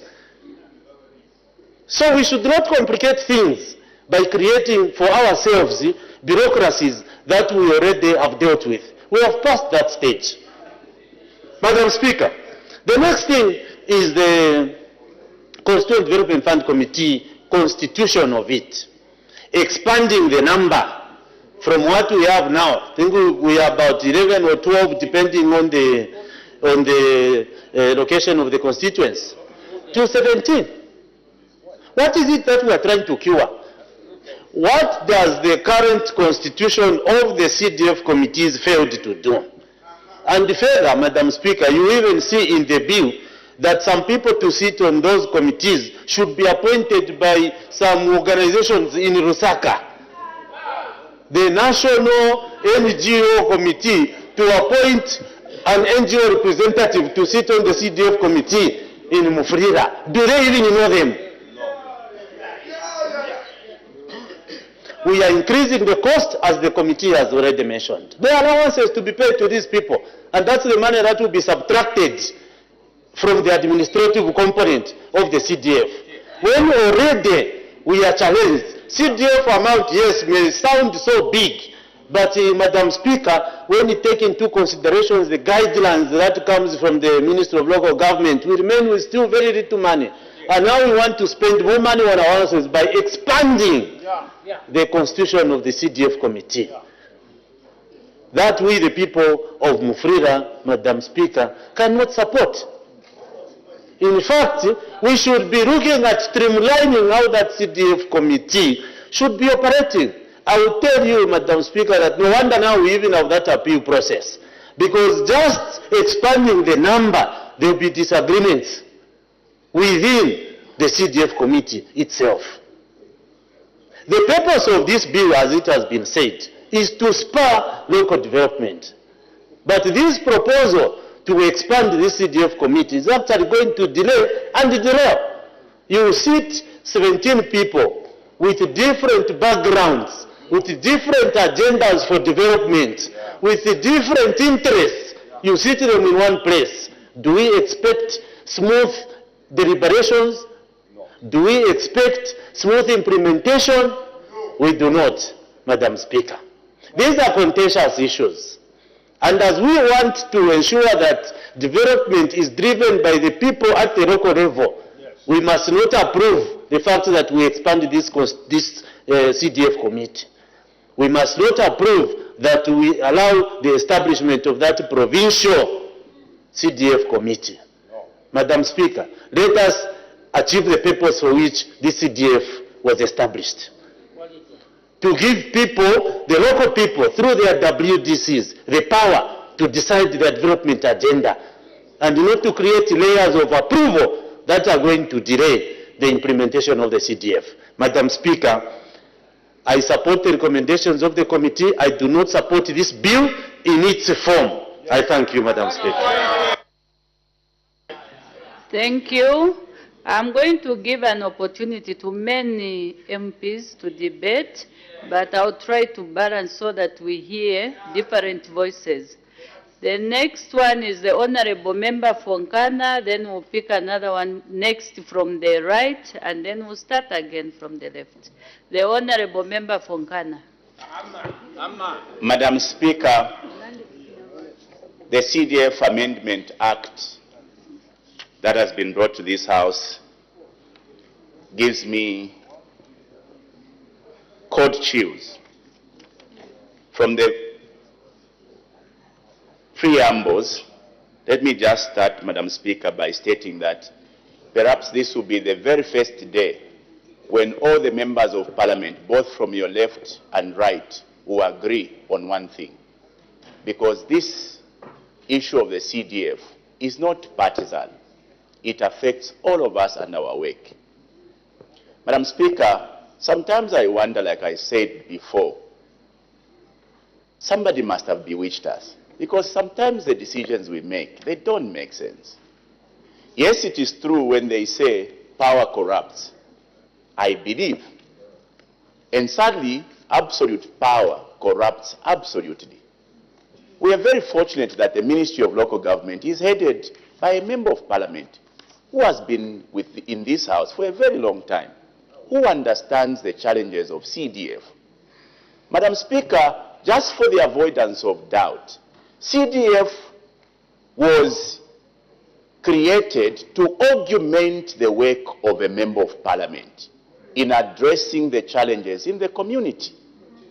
Today, people don't blame anybody in the failures in a community other than the member of Parliament. Out there in the communities, Madam Speaker, for anything that fails, development or otherwise, people blame it on the member of Parliament. They don't blame it on the council. They don't blame it on anybody but the member of Parliament. In the wisdom of those that crafted the CDF, they presented an opportunity for the member of Parliament to have a resource that will enable him to attend to those needs in the community. If a bridge fails, the member of Parliament will be able to run to attend to that bridge. What the UPND government has done has simply been to enhance this fund. Nothing has changed. But because of the enhancement of the fund, there was a decision to bring in the local authority, who basically are there as a secretariat to manage the fund. It must be stated as a fact that CDF is money for the MP and the community. The member of Parliament is said to be the head of the community. This money called the CDF is given to the community to decide their developmental destiny. The council is only brought into the picture because the member of Parliament and his office are not a spending agency. The local authority, because they've got engineers and everything else, have simply been brought into the picture. The question is, where is the problem? Because when you are changing the law, amending the law, or implementing or enacting a new law, you are trying to address a problem. What has been the problem here, Madam Speaker? The problem with the CDF has been implementation. The question would be, has the MP been part of the failures in implementation? The answer is no. The MP and ECDF committees, going down to the ward committees, have always been doing the right job at the right time. The failures starts at implementation. Anybody who was attempting to amend this law must have been dealing with what necessitates these challenges in the implementation. Number one, capacity of the local authority, both in manpower and also in competences, Madam Speaker. Some local authorities are incompetent and incapacitated in terms of size. If you talk about Kitwe, we've got 5 constituencies in Kitwe managed by one council. Any amendment should have attended to this incapacity by, number one, facilitating for more officers. Today, this amendment bill is proposing, number one, to bring into the picture a district commissioner. To do what? Madam Speaker, government, for the avoidance of doubt, the executive is in 2 parts, the central government and the local government. Government is implementing the CDF through the local government. The town clerk and his team are a representative of government. They sit in the CDF committees. If government wants to be represented, are they not already represented? They are. Why do you want to bring in the DC? For the avoidance of doubt, Madam Speaker, in Kitwe there are 5 constituencies. What if all of the 5 constituents committees, CDF committees, are sitting at the same time? Do you split the DC? No. You will then give room for the DC to begin to dictate at Ndoreleni. Wait for me. So that I can attend to this meeting, then to the next meeting, then to the next meeting. Madam Speaker, the Minister of Local Government and the power he has obtained must come back to reality. That is why, Madam Speaker, for the very first time, the Minister was on this floor intimating that the failures will be put on the shoulders of the MP. Yet, through this Amendment Act, Madam Speaker, the Minister of Local Government is proposing to draw power away from the MP. Because the power of the MP, in as far as the CDF Act is concerned, is through the appointment, the nominations that he makes to this committee. The people that the MP nominates to the committee are the representation of the MP. That's where the powers of the MP are. The blame that is put on the MP is squarely because he has powers to nominate people on the committee. Today you are proposing to take away even the little power. But in the end, people are going to be blaming the MP. Madam Speaker, this proposal should not be brought into the House if only people were realistic. You want to propose to bring in a provincial CDF committee. Imwe, provincial CDF committee. Provincial Constituents Committee, how? How? Madam Speaker, the province wants to have...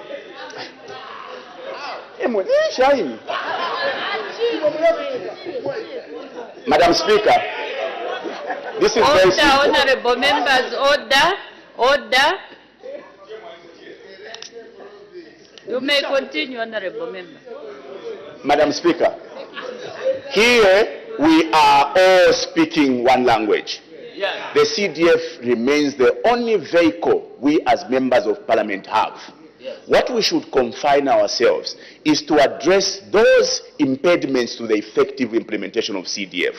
The capacity of the local authority, the bureaucracy, anything else that has been introduced in this amendment adds on to the bureaucracy, adds on to the incapacity of the local authority. It does not add value to what we desire to see CDF being effectively implemented. Madam Speaker, on behalf of the people of Nkana, and on behalf of the people of Mwandi, on behalf of the people of Gwembe, and the junkies in Kanyama, we are saying these amendments, Madam Speaker, are not in the best interest of the Zambian people, and therefore these amendments must never be allowed to see the day of light in this House. I thank you, Madam Speaker. Honorable members, please let's talk about our own constituencies. We don't know what the people from other constituencies through their area member of parliament have decided. The honorable member for Pambashi.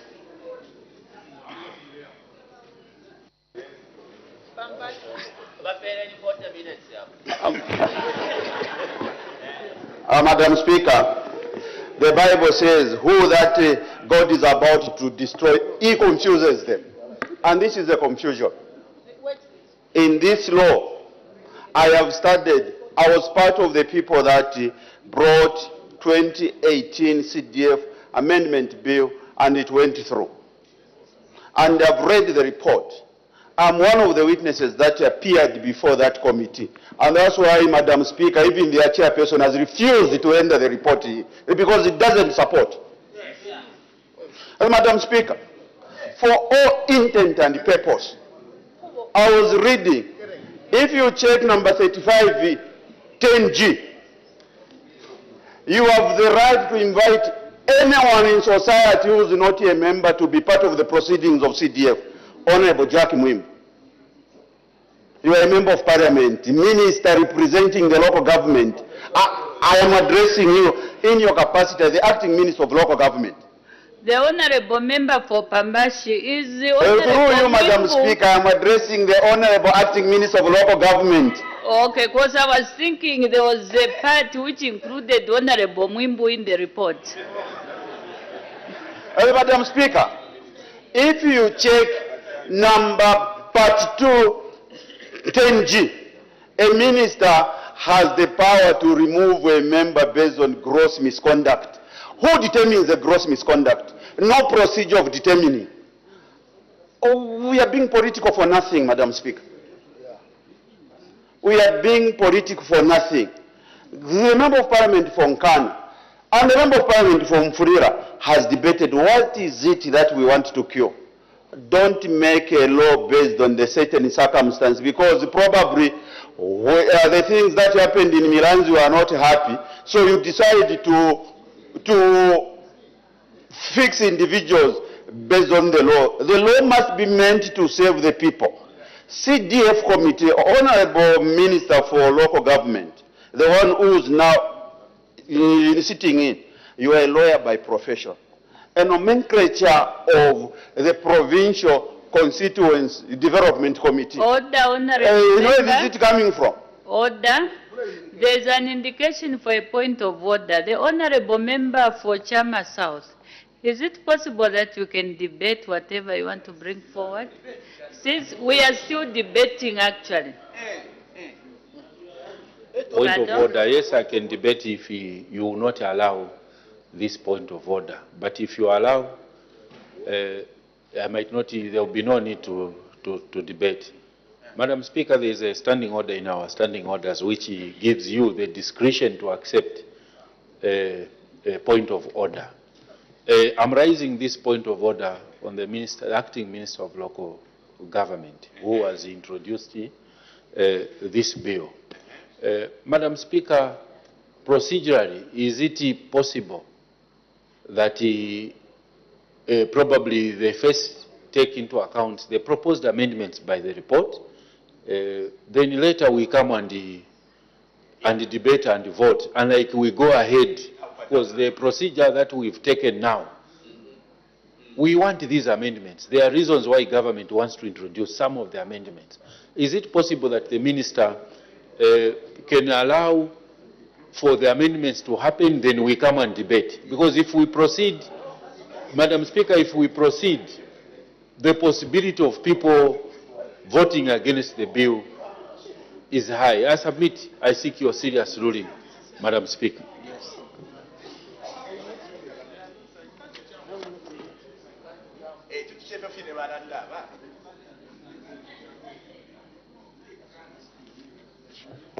The Honorable Member for Shama South, we all know the procedure that is being undertaken in the House. When there is a bill from the respective ministry, it is brought on the floor of the House. Then from there, it's assigned to a committee who look at that, scrutinize the bill, and the report is brought to the House. And then from there are certain stages, such as committee stage, the second reading committee stage, where the amendments will come in. But for now, we are at the stage, the second reading stage, where we want to hear what the committee came up with. Then we'll go to the committee stage. If you've got any amendments, even members in here, they are free to come up with amendments. So we are following the procedure that we've been traditionally following in the House.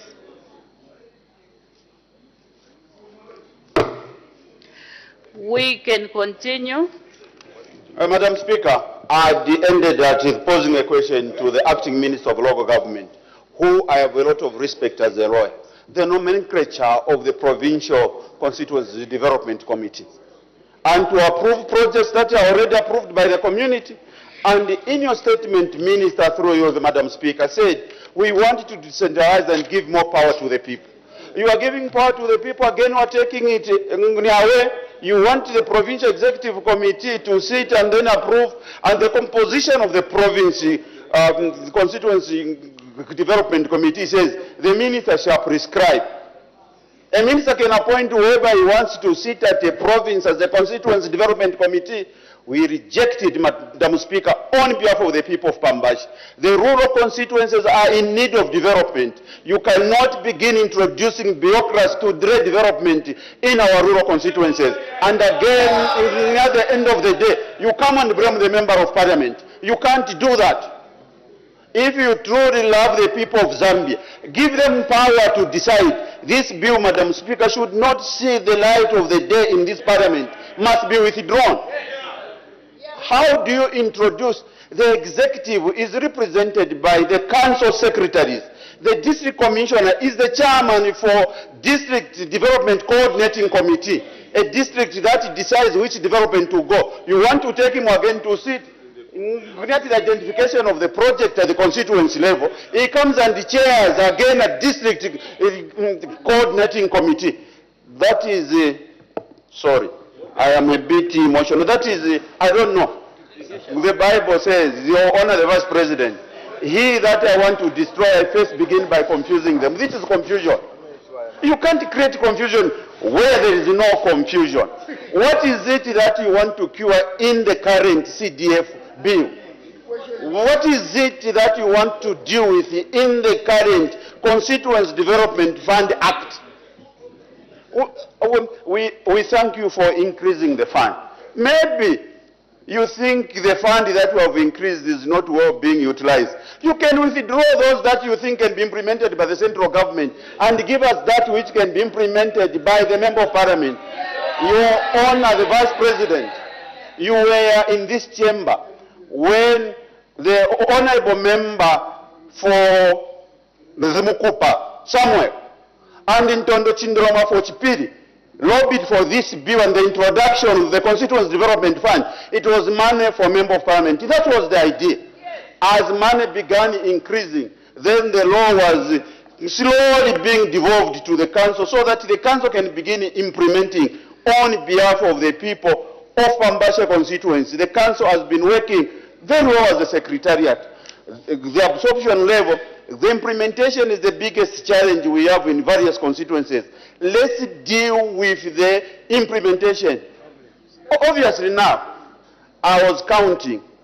The members of the CDF committee now will be 17. And then the chairperson will be at liberty to nominate whoever I want in my district in Kawambwa to come and attend. If I want to nominate 10 people, we run a multi-party democracy. And that, for your own information, you may not forget. Your Honor, the Vice President, we run a multi-party democracy.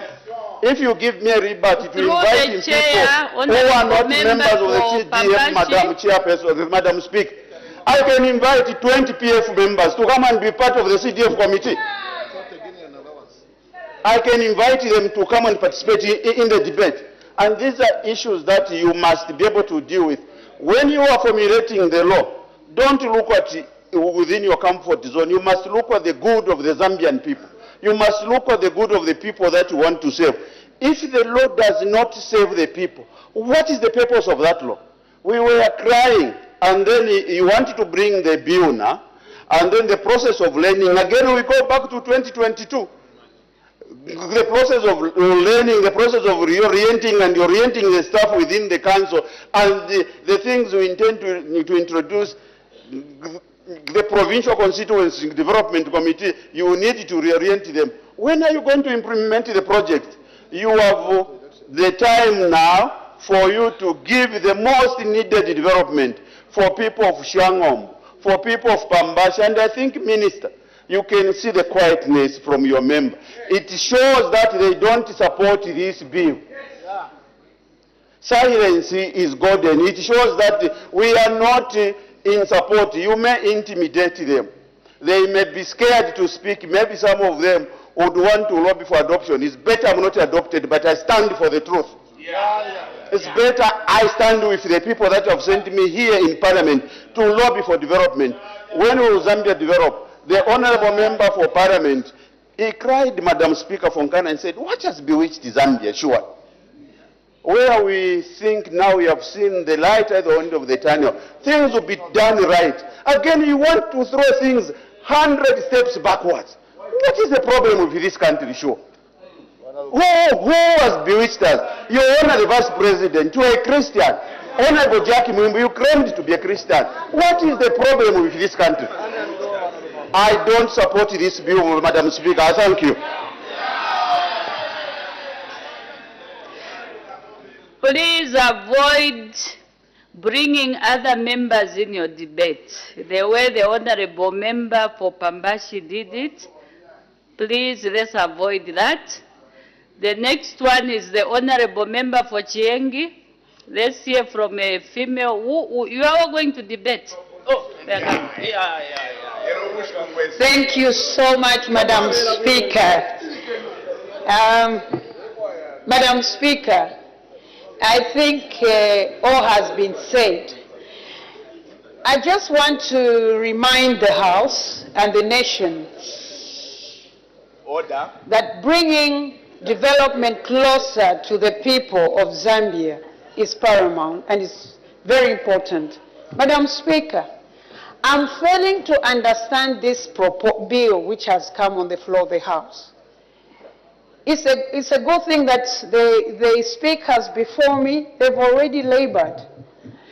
Madam Speaker, as a member of Parliament for Chiengi, I want to bring this to the attention of the House and the Executive.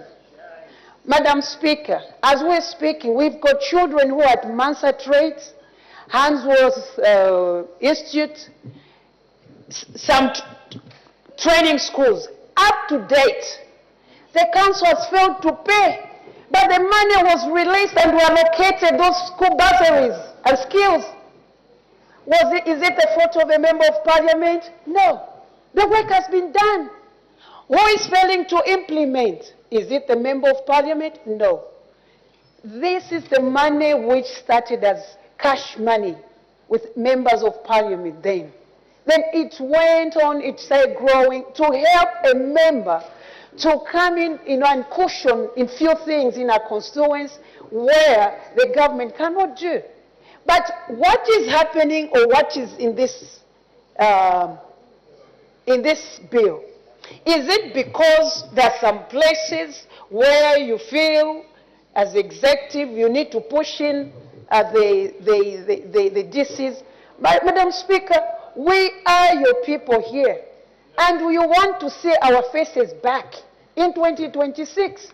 Now, if our competitors are being introduced in what is ours, where is our space? Where is our space, Madam Speaker? This is ours. This is the only thing that we have, that we can interact with the community. The people, when they make calls, even today, like other members who have spoken have alluded to, even social cash transfer, they don't go to the DC's office. They phone a member of Parliament. I've not gotten my 800, I got 400. When there's a disaster, they don't go straight to the DCs, Madam Speaker. For us who are from rural constituencies, they come to a member of Parliament. When we talk of having a number to 17, Madam Speaker, what are they going to do when they're 17? To get the sitting allowance. When we're saying that we don't have money, we have to use every coin to the very best that we can in order to bring development closer. Madam Speaker, as we're speaking, because of CDF monitoring vehicles, members of Parliament cannot access because those vehicles, the vehicles are in the hands of the council. In Chieng, it's the councillors who are using the CDF monitoring vehicle. I'm pretty sure even other constituencies this is happening.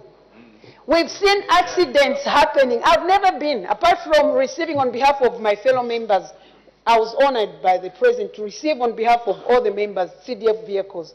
That's the time I tested, but I've never driven it. Madam Speaker, the CDF vehicles, they come to Lusaka to bring the CSCs, to come to do what? To go and do the shopping, to do what? Instead of doing monitoring of what? Of the projects. And yet we've cried that this vehicle should be parked at the constituency offices so that we can only be released the time of monitoring. But these vehicles, as we speak today, in some constituencies are not even there. They are gone already. Why? Because of the councils that are incapacitated. Now today you want to bring others.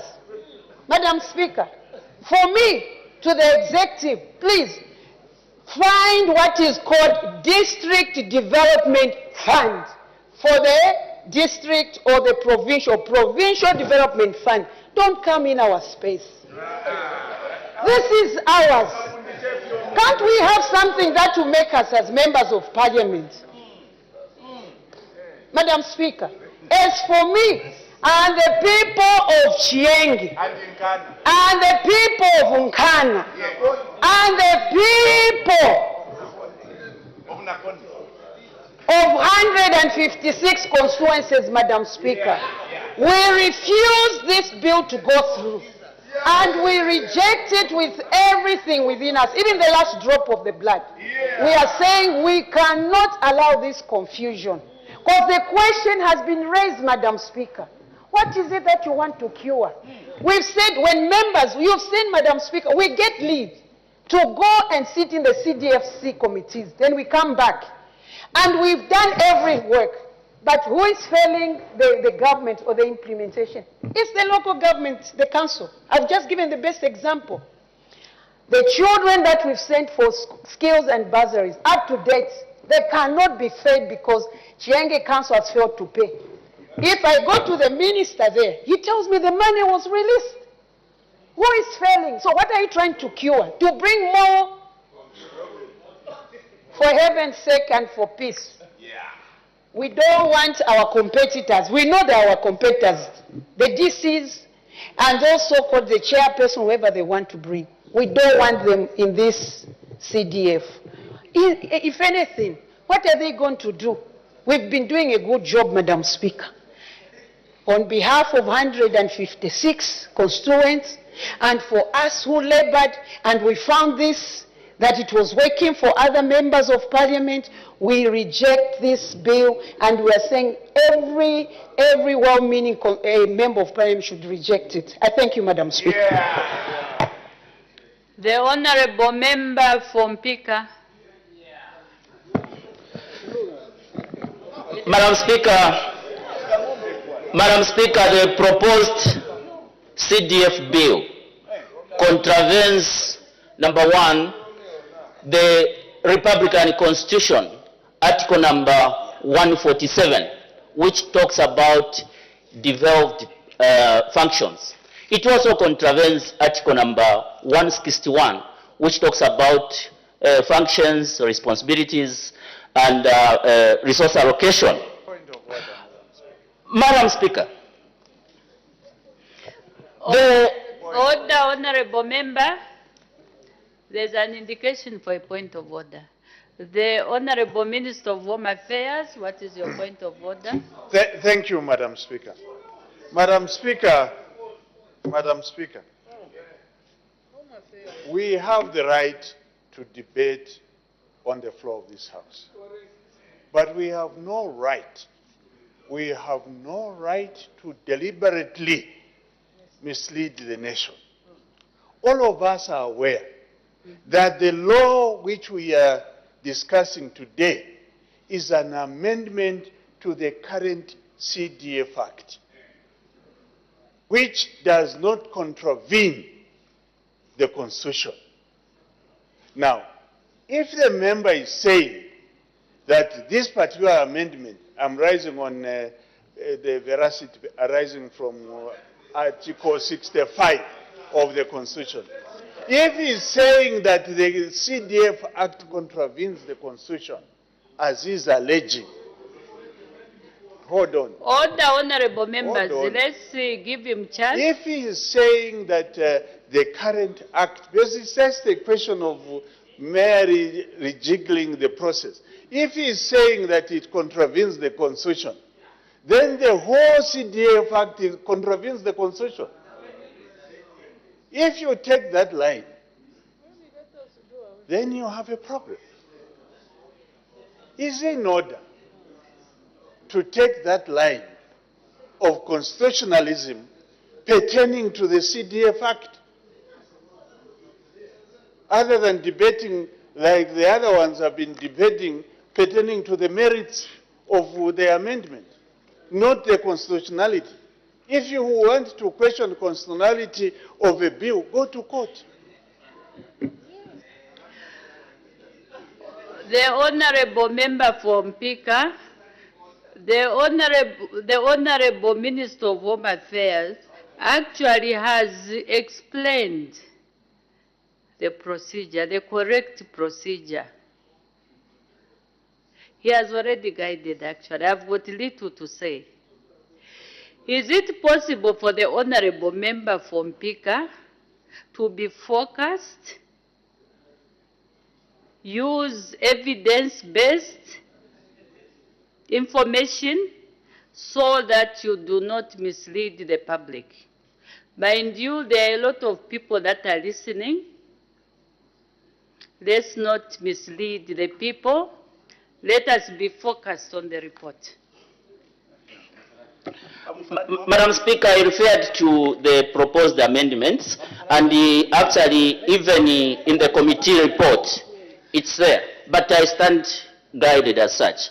Madam Speaker, what I was saying is the proposal to bring the executive in the running of CDF is very retrogressive in as far as the implementation of the fund is concerned. The other issue, Madam Speaker, is a situation where the powers or the role of the Member of Parliament in the running of CDF is not even well defined. The role of the provincial local government officer has been removed in the proposed amendments, Madam Speaker. This is a source of concern.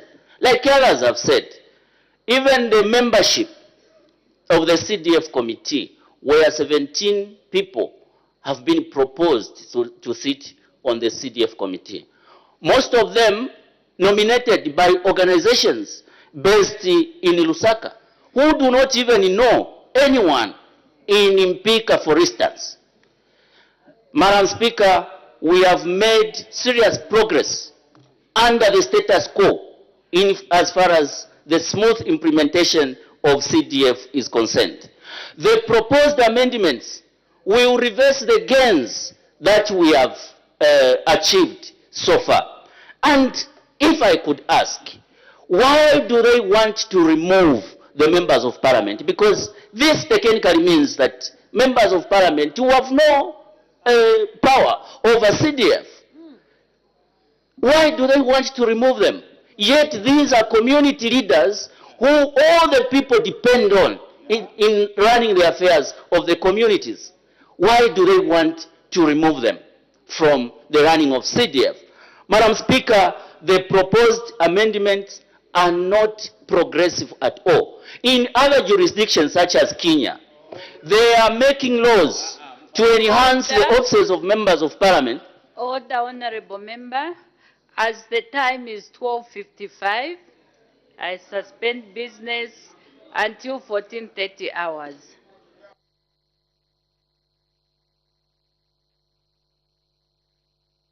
Has been suspended until 14:30 hours, and on the floor of the House is Mpika Central Member of our Parliament, who's making his contribution to the business on the floor of the House. In this particular reference is the Constituency Development Fund Bill, National Assembly Bill number 21 of 2022, which has commenced consideration this time at second reading stage. And so he will continue with his debate. Just before we go, we take a look, Joe, at the business that the House has considered this far. So the House has so far considered three persons, 4 persons rather, understanding order 74.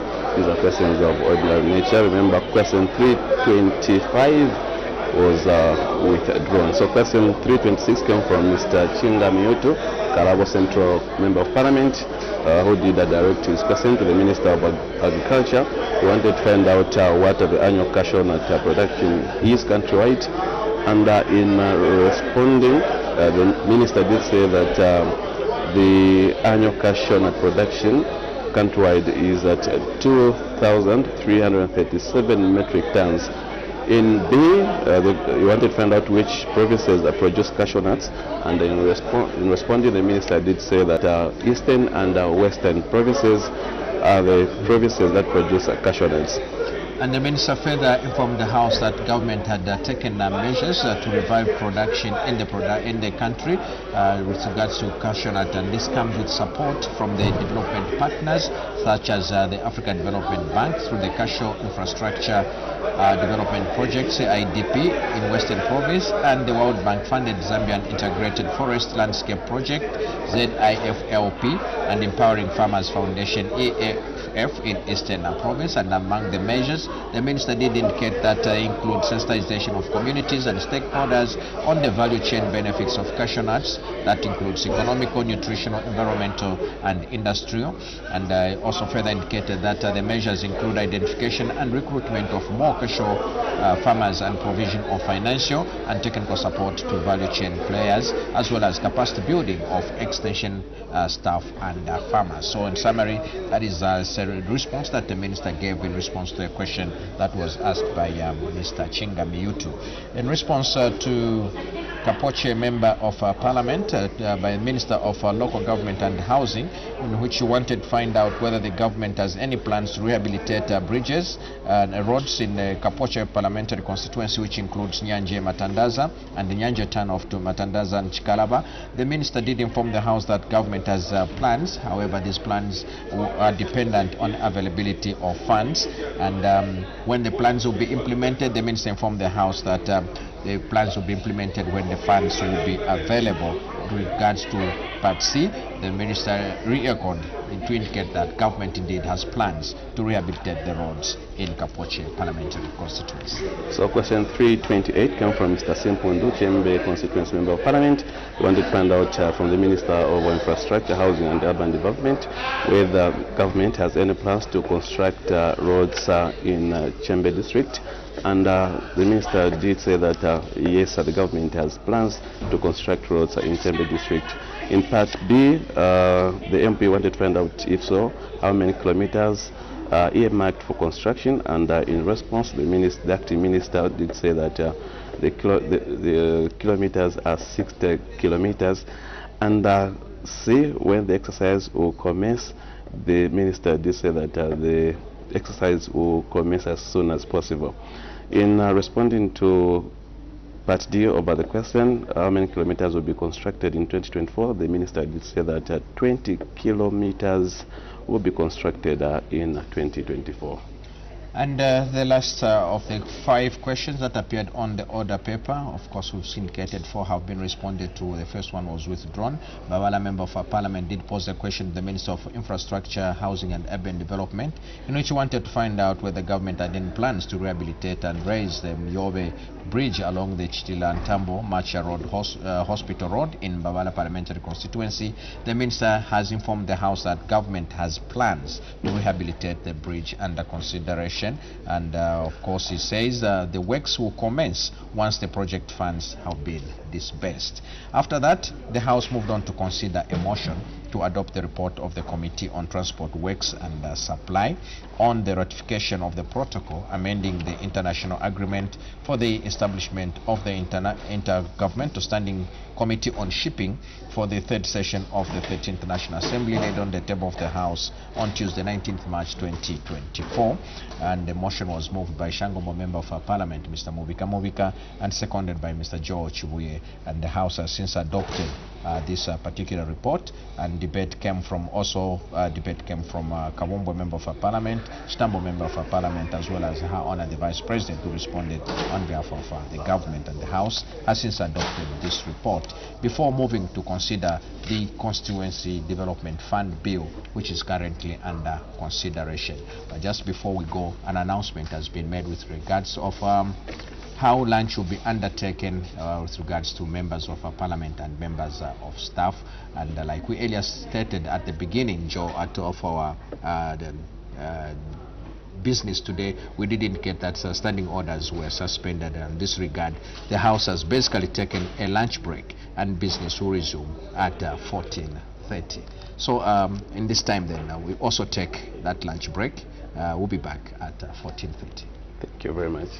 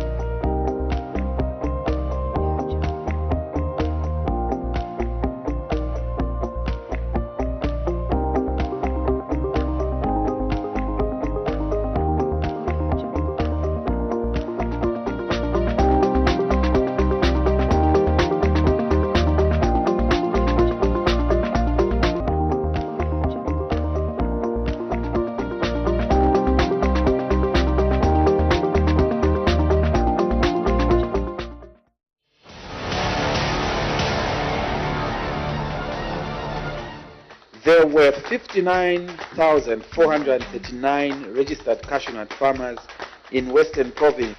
The situation as it is, I'm incapacitated. The good people of Petauke, especially Minika 1, where we don't have water. This is now a